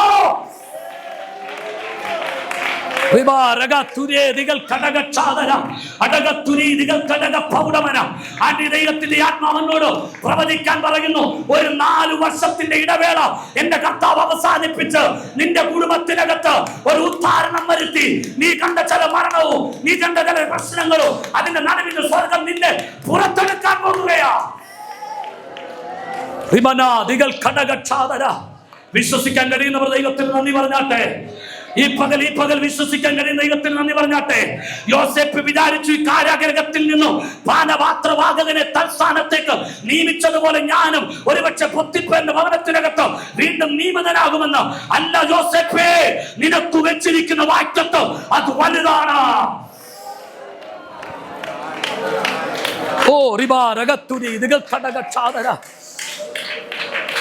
വിശ്വസിക്കാൻ കഴിയുന്നവരുണ്ടോ? നമ്മുടെ കർത്താവിന്റെ ഭൗതിക ശരീരം രഹസ്യ ശിഷ്യനായിരിക്കുന്ന അരിമത്തെ യോസേഫ് പീലാത്തോസിനോട് കാര്യം പറഞ്ഞ് ഏറ്റുവാങ്ങിയപ്പോ താൻ വെട്ടിയുണ്ടാക്കിയ അല്ലെങ്കിൽ തൻ്റെതായിരിക്കുന്ന കല്ലറയ്ക്കകത്താണ് യോസേഫ് യേശുവിന്റെ ഭൗതിക ശരീരം വെച്ചത്. ഒരു ഉദ്യാനത്തിന്റെ അകത്ത്. യോസേഫിന്റെ ആഗ്രഹം എന്താണെന്നറിയാമോ? ആ ഉദ്യാനത്തിനകത്ത് ഇരിക്കുന്നവനെ അടക്കം ചെയ്യുന്നത് പോലും യഹൂദ മര്യാദ പ്രകാരമാണ്. കാര്യത്തിന്റെ വിശദീകരണത്തിന്റെ ആവശ്യമില്ലാത്തതുകൊണ്ട് ഞാൻ പിന്തിരിയുകയാണ്. യഹൂദ മര്യാദ പ്രകാരമാണ്. കേട്ടോണേ മുച്ചി, നിങ്ങളൊക്കെ ചിന്തിച്ചിട്ടുണ്ടോ എനിക്കറിയത്തില്ല. ഞാൻ ചിന്തിച്ചിട്ടുണ്ട്. എന്താ അറിയോ? യോസേഫിന്റെ ആർത്തി അത്ര ഭയങ്കരമായിരുന്നു. ഇതെന്റെ കല്ലറയാ, ഇതിനകത്താ യേശു ഇരിക്കുന്നേ. എനിക്ക് ഏത് സമയവും ആ കല്ലറ തുറന്ന് യേശുവിനെ കാണാം. എനിക്ക് ഏത് സമയമാണ് ചെല്ലാം. 3-ാം ദിവസം വേണമെങ്കിൽ എനിക്കൊരു ഹെൽപ്പ് വേണമെങ്കിൽ ചെയ്യാം. 3-ാം ദിവസം ഉയർക്കുമെന്നല്ലേ? വേണമെങ്കിൽ ആ കല്ലറയുടെ കല്ല് പോലും ഞാൻ ഉരുട്ടി മാറ്റി വെച്ച് കൊടുക്കും. പക്ഷേ അരിമത്തെ യോസേഫിന്റെ ആ ആഗ്രഹവും ആർത്തിയും ഭയങ്കരമായിരുന്നു. പക്ഷെ എല്ലാം ഒറ്റ നിമിഷം കൊണ്ട് അടഞ്ഞു. കല്ലറയ്ക്കകത്ത് വെച്ച് കഴിഞ്ഞപ്പോൾ തന്നെ അവിടുത്തെ ഭരണാധികാരികൾ കാര്യം ഏറ്റെടുത്തു. ഇനിയും ഈ കല്ലറയ്ക്കലേക്ക് എത്തി നോക്കാൻ യോസേഫ് നിനക്ക് പറ്റുകയില്ല. കാരണം ഇപ്പോൾ ഇത് റോമൻ അധീനതയ്ക്കകത്താ. ആ ചതിയം പറഞ്ഞിട്ടുണ്ട് 3-ാം ദിവസം ഉയർത്തെഴുന്നേൽക്കുമെന്ന്. ഒന്ന് കാണാം, ഒന്ന് പോയി നോക്കാം, ഒന്ന് തുറന്ന് പരിശോധിക്കാം എന്നൊക്കെ ആഗ്രഹിച്ചവനാണ് ആ പുറത്ത് നിന്നുകൊണ്ട് നിസ്സഹായത നിൽക്കുന്നത്. പക്ഷേ ആത്മാവിൽ ഞാൻ ദൂത് പറയാം, ആ അരിമത്തിൽ യോസേഫ് നിസ്സഹായനായതെടുത്ത് സ്വർഗത്തിലെ ദൈവം നിസ്സഹായനായില്ല. 3-ാം ദിവസം ദൈവം തന്റെ ദൂതന്മാരെ അയച്ചു. യോസേഫേ, നീ നിന്റെ കൂട്ടുകാരും കൂടിയാണ് ഈ കല്ലറയുടെ കല്ല് അത് ഉരുട്ടി വെച്ചതെങ്കിൽ ഇതിനെ തിരിച്ചു മാറ്റാൻ ഞാൻ എന്റെ ദൂതന്മാരെ അയക്കാൻ പോകുകയാണ്. ഇന്ന് പകൽ വിശ്വസിക്കുക. നിന്റെ തലമുറയ്ക്ക് വേണ്ടി ചില വഴികളെ തുറക്കാൻ ഞാൻ ഇവിടെ വന്നപ്പോൾ കേട്ടുകൊണ്ട് വന്നത് ദൈവം ദൂതന്മാരെ അയക്കുമെന്ന് ഒരിക്കൽ കൂടി ഉറപ്പിച്ചു പറയുന്നു. ദൈവം ദൂതന്മാരെ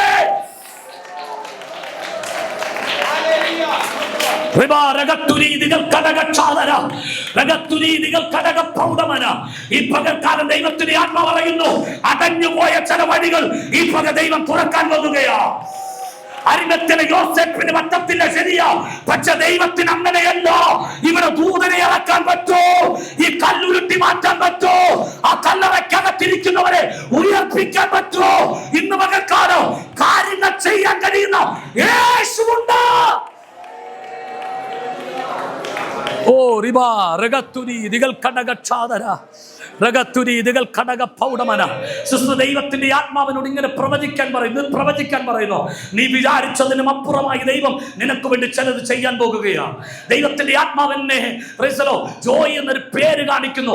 ആ പേരുമായി ബന്ധപ്പെട്ടൊരു വിടുതൽ എന്റെ കർത്താവ് നിന്റെ കുടുംബത്തിൽ അയക്കാൻ പോകുകയാണ്. ദൈവാത്മാവ് പറയുന്നു, ചില ബാധ്യതകളും ചില കടഭാരങ്ങളും നിന്നെ ഞെരുക്കുന്നിടത്ത് ഞാൻ ഉദ്ധരിക്കുന്ന ദൈവമായി ഞാൻ ചില വഴികളെ തുറന്ന് ഞാൻ നിന്നെ എഴുന്നേൽപ്പിക്കുമെന്ന് ആത്മാവ് ആലോചനയും അരുളപ്പാടും അറിയിക്കുന്നു. വിശ്വസിക്കുന്നവർക്കായി ദൈവത്തിന് സ്തോത്രം ചെയ്യുന്നു. ഇതിനകത്ത് ദൈവകൃപ വ്യാപരിക്കുന്നുണ്ട്. നാം അവന്റെ കൃപയാൽ നീതീകരിക്കപ്പെട്ടവരാണ്, നിത്യജീവന്റെ അവകാശികളായി തീരേണ്ടവരാണ്. ഇതിനകത്ത് ദൈവത്തിന്റെ മഹത്വം അസാധാരണമായി വ്യാപരിച്ചുകൊണ്ടിരിക്കുകയാണ്. ഇന്ന് പകൽ ഇതിനകത്തിരിക്കുന്ന ദൈവമക്കളെ പരിശുദ്ധാത്മാവ് സന്ദർശിച്ചു കൊണ്ടിരിക്കുന്നു. ജീസസ്. ഓ, എൻ്റെ കൂടെ നിങ്ങൾ ഉണ്ടാകണം. ഞാൻ നിർത്താൻ സമയമായിരുന്നു. വിശ്വസിക്ക്. നാം അവൻ്റെ നമുക്ക് അവകാശങ്ങളുണ്ട്. നിത്യജീവന്റെ അവകാശം. 1 ആത്മീയമായത്, 2 ആത്മീയവും ഭൗതികമായത്, 3 നിത്യമായത്. നിത്യമായ അവകാശത്തിലേക്കൊന്ന് നിങ്ങൾ വിരച്ചുകൊണ്ട് നോക്കിയേ. നിത്യമായ അവകാശം അതൊന്ന് പത്രോസിന്റെ ലേഖനത്തിനകത്ത് രേഖപ്പെടുത്തിയിരിക്കുന്നു. അവിടെ രേഖപ്പെടുത്തിയിരിക്കുന്ന ക്ഷയം, മാലിന്യം, വാട്ടം എന്നിവയില്ലാത്തതുമായ അവകാശത്തിനായി തന്നെ വീണ്ടും ജനിപ്പിച്ചിരിക്കുന്നു. അമ്മ പറഞ്ഞാട്ടെ, ജനിപ്പിച്ചിരിക്കുന്നതിന് പിന്നിലുള്ള ഉദ്ദേശം എന്ന ദൈവത്തിന് അവിടെ വചനം പറഞ്ഞു, ക്ഷയം, മാലിന്യം, വാട്ടം എന്നിവ ഇല്ലാത്തതുമായ അവകാശത്തിനായി തന്നെ വീണ്ടും ജനിപ്പിച്ചിരിക്കുന്നു. എന്നെ കേൾക്കുന്ന വീണ്ടെടുക്കപ്പെട്ട ദൈവമക്കളോട് പറയാ, പ്രൈസ് ദി ലോർഡ്, ഒരു കാറ്റത്ത് പോകുന്ന എന്തെങ്കിലും തന്ന് നിന്നെ അനുഗ്രഹിക്കാനല്ല കർത്താവ് നിന്നെ വീണ്ടും ജനിപ്പിച്ചത്. ഒരു പ്രളയത്തിനകത്ത് സകലതും ഒലിച്ചു പോകുമ്പോ ആ കൂട്ടത്തിൽ ഒലിച്ചു പോകുന്ന എന്തെങ്കിലും തരാനല്ല നിന്നെ വീണ്ടും ജയിപ്പിച്ചത്, നിന്നെ വീണ്ടും ജനിപ്പിച്ചത്. ഇന്ന് പകൽ വിശ്വസിക്കുക, ഒരു കാറ്റിനും മഴയ്ക്കും ഒരു പ്രളയത്തിനും ഒരു ദുരന്തത്തിനും തകർക്കാൻ കഴിയാത്ത നിത്യമായ വാഗ്ദത്തങ്ങളെ പ്രാപിക്കേണ്ടതിനും അനുഗ്രഹങ്ങളെ അനുഭവിക്കേണ്ടതിനുമാ വീണ്ടെടുക്കപ്പെട്ട ദൈവജനത്തെ എന്റെ കർത്താവായ ദൈവം വീണ്ടും ജനിപ്പിച്ചത്. അത് വാട്ടമില്ലാത്തതാണ്, അത് മാലിന്യമില്ലാത്തതാണ്, അത് ക്ഷയമില്ലാത്തതാണ്. വിശ്വസിക്കാൻ കഴിയുന്നവരുണ്ടെങ്കിൽ ദൈവത്തിന് നന്ദി പറ.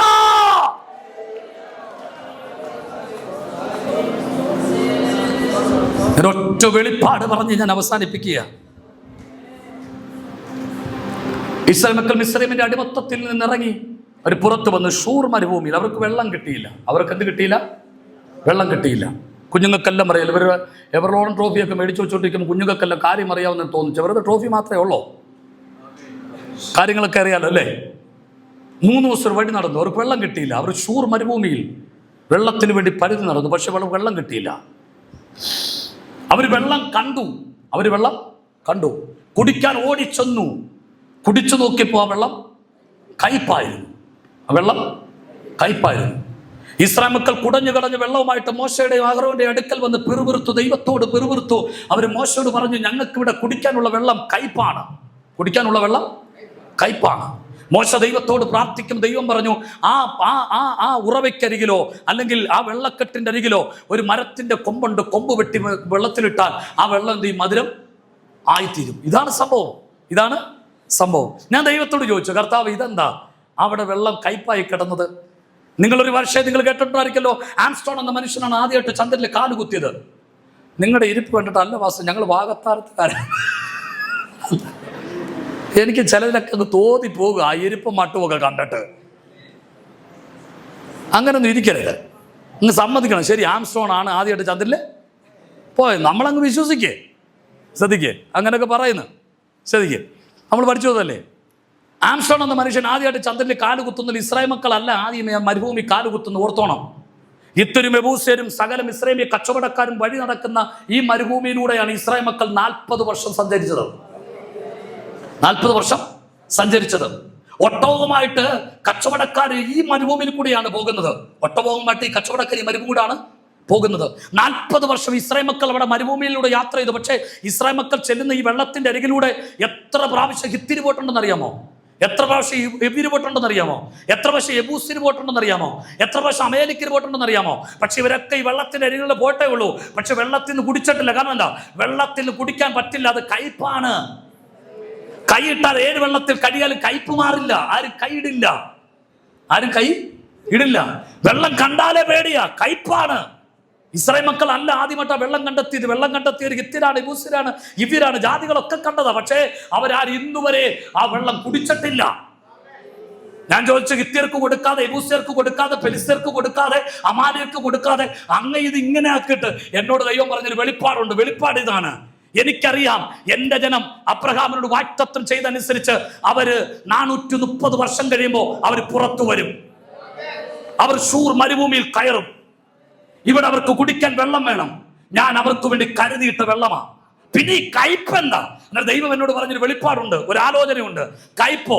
അന്നത്തെ കാലത്ത് ഇത്രയും വലിയ തടാകം അടച്ചു വെക്കാൻ അടപ്പില്ലായിരുന്നു. ഞാൻ കയ്പ് എന്നൊരു അടപ്പുണ്ടാക്കി അങ്ങ് അടച്ചു വെച്ചു. ആമേൻ പറഞ്ഞാട്ടെ. കയ്പ് എന്നൊരു അടപ്പ് കൊണ്ടെന്ന് അടച്ചങ്ങ് വെച്ചു. ഇസ്രായേൽ മക്കൾ വന്നു, മരത്തിന്റെ കൊമ്പ് വെട്ടിയിട്ടു. ആ കയ്പ് എന്ന അടപ്പിനെ ഞാൻ എടുത്തങ്ങ് മാറ്റി. അവര് ദാഹം മാറുമ്പോഴും അവരതിനകത്തുനിന്ന് കുടിച്ചു.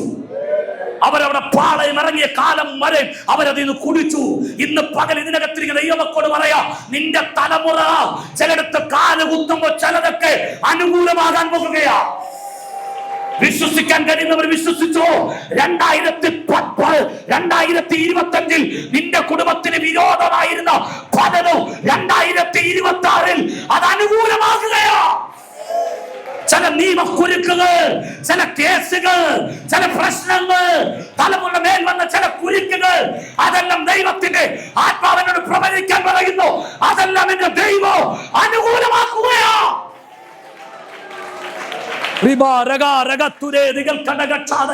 ആത്മാവിനെ ഞാൻ പ്രവചിച്ചു പറയാം, ചില ക്യാൻസലായ വിഷയങ്ങൾ പോലും എന്റെ കർത്താവായ ദൈവം അത് ക്ലിയർ ആക്കാൻ പോകുകയാ.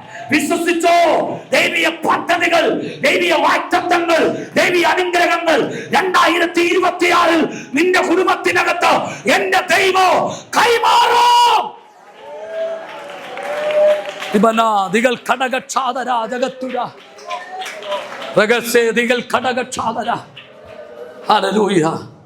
അവര് നോക്കിയപ്പോ കണ്ടത് ഒരു ഭൂതം. പിന്നെ അവർ ശ്രദ്ധിച്ചു നോക്കിയപ്പോഴാണ് കണ്ടത് ആ വെള്ളത്തിന്റെ മീതെ നടക്കുന്ന യേശുവിനെ. വെള്ളത്തിന്റെ മീതെ നടക്കുന്ന യേശുവിൻ. ആ വെള്ളമാണ് ഇവരെ മുക്കിക്കളയുമെന്ന് പറയുന്നത്. ആ കാറ്റാണ് ഈ പടക് തകർക്കുമെന്ന് പറയുന്നത്. കാറ്റിന്റെ മീതെയും വെള്ളത്തിന്റെ മീതെ യേശു നിൽക്കുകയാണ്. അതിന്റെ അർത്ഥം, എടാ നിന്നെ മുക്കാൻ കഴിയത്തില്ല, നിന്നെ മുക്കാൻ പറ്റത്തില്ല. കാരണം എന്താ? ഞാൻ നിൽക്കുന്ന ഈ വെള്ളത്തിന്റെ മീതെയാണ്. യേശു നിൽക്കുന്ന ഈ വെള്ളത്തിന്റെ മീതെയാ. ഇന്ന് പകൽ ഇതിനകത്തിരിക്കുന്ന ദൈവമക്കളെ ഞാൻ ആത്മാവിൽ പറയാം, 2025 നിന്നെ ഇല്ലാതാക്കുമെന്ന് പറഞ്ഞതാണ്. പക്ഷേ സ്വർഗത്തിന് ദൈവം പറഞ്ഞു, അതെ, അവരെ അനുഗമിച്ച പാറയാ എന്ന് ക്രിസ്തു. അങ്ങനെങ്കിൽ മരിച്ചടക്കപ്പെട്ട് ഉയർത്തെഴുന്നേറ്റവൻ നിന്നോടുകൂടെ ഇരുന്നു. ഇന്ന് പകൽ ഇതിനകത്തിരിക്കുന്ന ദൈവമക്കളോട് പറയാം, ഈ വെള്ളത്തിനു നിന്നെ മുക്കാൻ കഴിയത്തില്ല. ഞാൻ വെള്ളത്തിന്റെ മീതെ ഉണ്ട്. ഈ കാറ്റിൽ നിന്നെ തകർക്കാൻ കഴിയത്തില്ല. ഈ കാറ്റിനെ ഞാൻ എന്റെ വരുതിക്കകത്താക്കും. ഈ പകൽക്കാലം വിശ്വസിക്ക്, നിനക്കെതിരായി വരുന്ന പൈശാചിക ലോകങ്ങളെ എന്റെ ദൈവം നിന്റെ വരുതിക്കകത്താക്കും.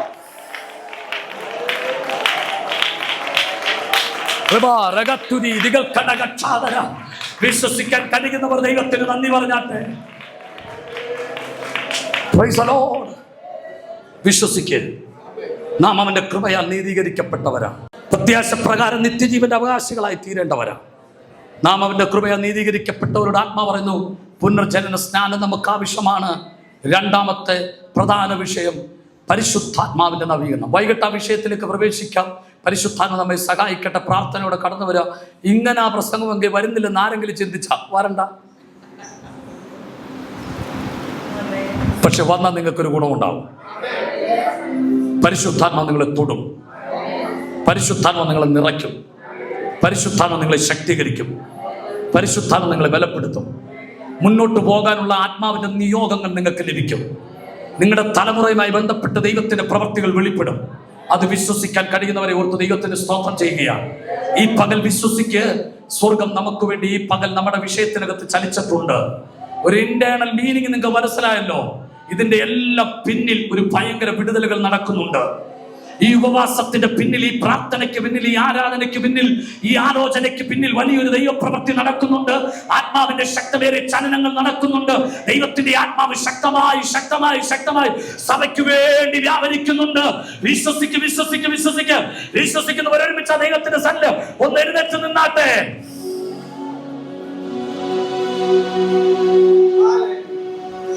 ദൈവത്തിന്റെ ആത്മാവിന് നമുക്ക് വേണ്ടി പ്രവർത്തിക്കാൻ കഴിയും. താൻ ഇച്ഛിക്കുന്നത് പോലെ ആത്മാവിനെ പകരുന്നൊരു ദൈവം. ആ ദൈവത്തിന്റെ കരമാണല്ലോ ഇവിടെ വ്യാപരിച്ചു കൊണ്ടിരിക്കുന്നത്. വിടുതലുകളെ പകരുന്നൊരു കർത്താവ്, ഉദ്ധരിക്കുന്നൊരു കർത്താവ്, അനുഗ്രഹിക്കുന്നൊരു കർത്താവ്. വിശ്വസിക്ക്. നമ്മുടെ കർത്താവായ യേശു ക്രിസ്തു ഉയർത്തെഴുന്നേറ്റ് ജീവിക്കുന്നു. നമ്മുടെ കർത്താവായ യേശു ക്രിസ്തു ഇന്ന് പകൽ നമ്മുടെ നടുവിൽ വന്നിട്ടുണ്ട്. നമ്മുടെ കർത്താവായ യേശു ക്രിസ്തു ഇന്ന് പകൽ ഇവിടെ പ്രവർത്തിക്കുന്നുണ്ട്. അത് നിങ്ങൾക്ക് ആത്മാവിൽ അനുഭവിക്കാൻ കഴിയുന്നുണ്ടെന്ന് ഞാൻ വിശ്വസിക്കുകയാണ്. ദൈവകൃപയുടെ ഒരു പ്രത്യേക അനുഭവത്തിലേക്ക് ദൈവം നമ്മളെ നയിച്ചുകൊണ്ടിരിക്കുകയാണല്ലോ. ആത്മീയ ജീവിതത്തിന്റെ ഒരു പുതിയ അപ്ഡേഷനാണ് ഈ ദിവസങ്ങളൊക്കെ നമുക്ക് ലഭിച്ചുകൊണ്ടിരിക്കുന്നത്. വചനത്തിന്റെ വെളിപ്പാടുകൾ, വചനത്തിന്റെ ആലോചനകൾ, ദൈവാത്മാവിന്റെ ശക്തമേറിയ പ്രവചനങ്ങൾ, ശക്തമേറിയ ദൂതുകൾ, ഇതെല്ലാം ഇന്ന് പകൽ ഒരു വലിയ വിടുതലിലേക്കാണ് നമ്മെ കൊണ്ടെത്തിക്കുന്നത്.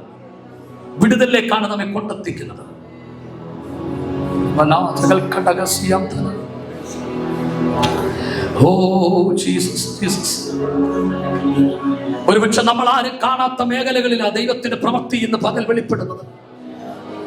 ഒരുപക്ഷെ നമ്മളൊന്നും ചിന്തിക്കാത്ത നിലയിലാണ് ദൈവത്തിന്റെ പ്രവൃത്തി വെളിപ്പെട്ടുകൊണ്ടിരിക്കുന്നത്. കാരണം വചനം നമുക്ക് അതിന്റെ ഉറപ്പ് തരുന്നുണ്ട്. നാം ചോദിക്കുന്നതിലും നനയ്ക്കുന്നതിലും അത്യന്ത പരമായിട്ടാണ്. വിശ്വസിച്ചോ? നീ കേട്ട വചനത്തിന്റെ ശക്തി വ്യാപരിക്കാൻ പോകുന്നത്, ഇവിടെ വ്യാപരിക്കുന്ന പരിശുദ്ധാത്മാവിന്റെ പ്രവൃത്തി വെളിപ്പെടാൻ പോകുന്നത് നമ്മൾ ചിന്തിച്ചതിലും അപ്പുറമായിട്ടാണ്. ഞാൻ ആത്മാവിൽ ഇങ്ങനെ പറയാം, ഈ വാഗത്താനം, ഈ ഒരു ടെറിട്ടറിക്കകത്തൊരു വലിയ ദൈവപ്രവർത്തികൾ കർത്താവ് ചെയ്യാൻ പോകുകയാണ്.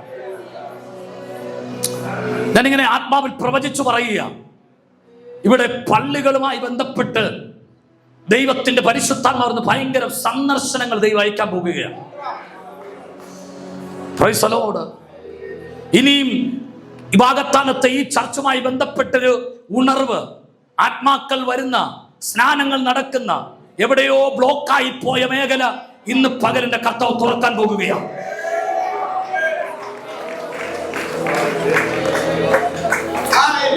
വിശ്വസിക്കുന്ന ദൈവത്തിന് നന്ദി പറഞ്ഞാട്ടെ.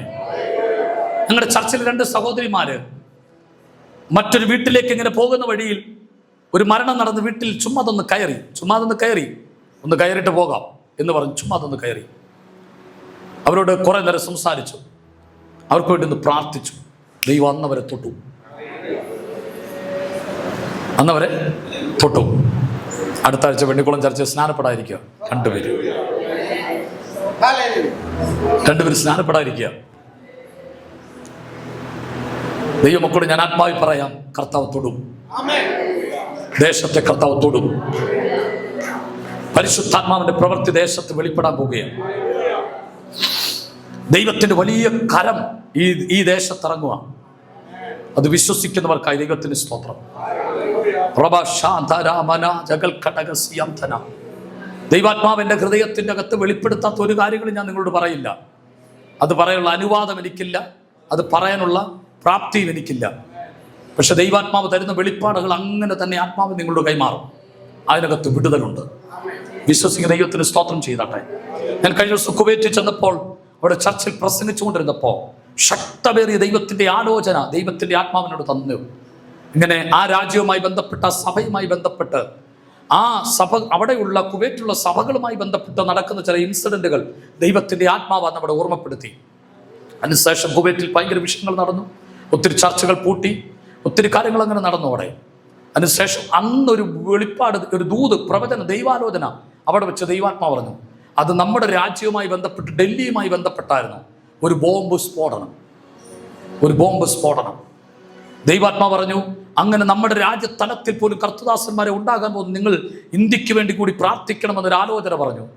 നിങ്ങൾ കേൾക്കണമേ, ഞാൻ ഈ രാജ്യത്ത് തിരിച്ചെത്തും മുമ്പ് ആ സ്ഫോടനം ഡൽഹിയിൽ നടന്നു.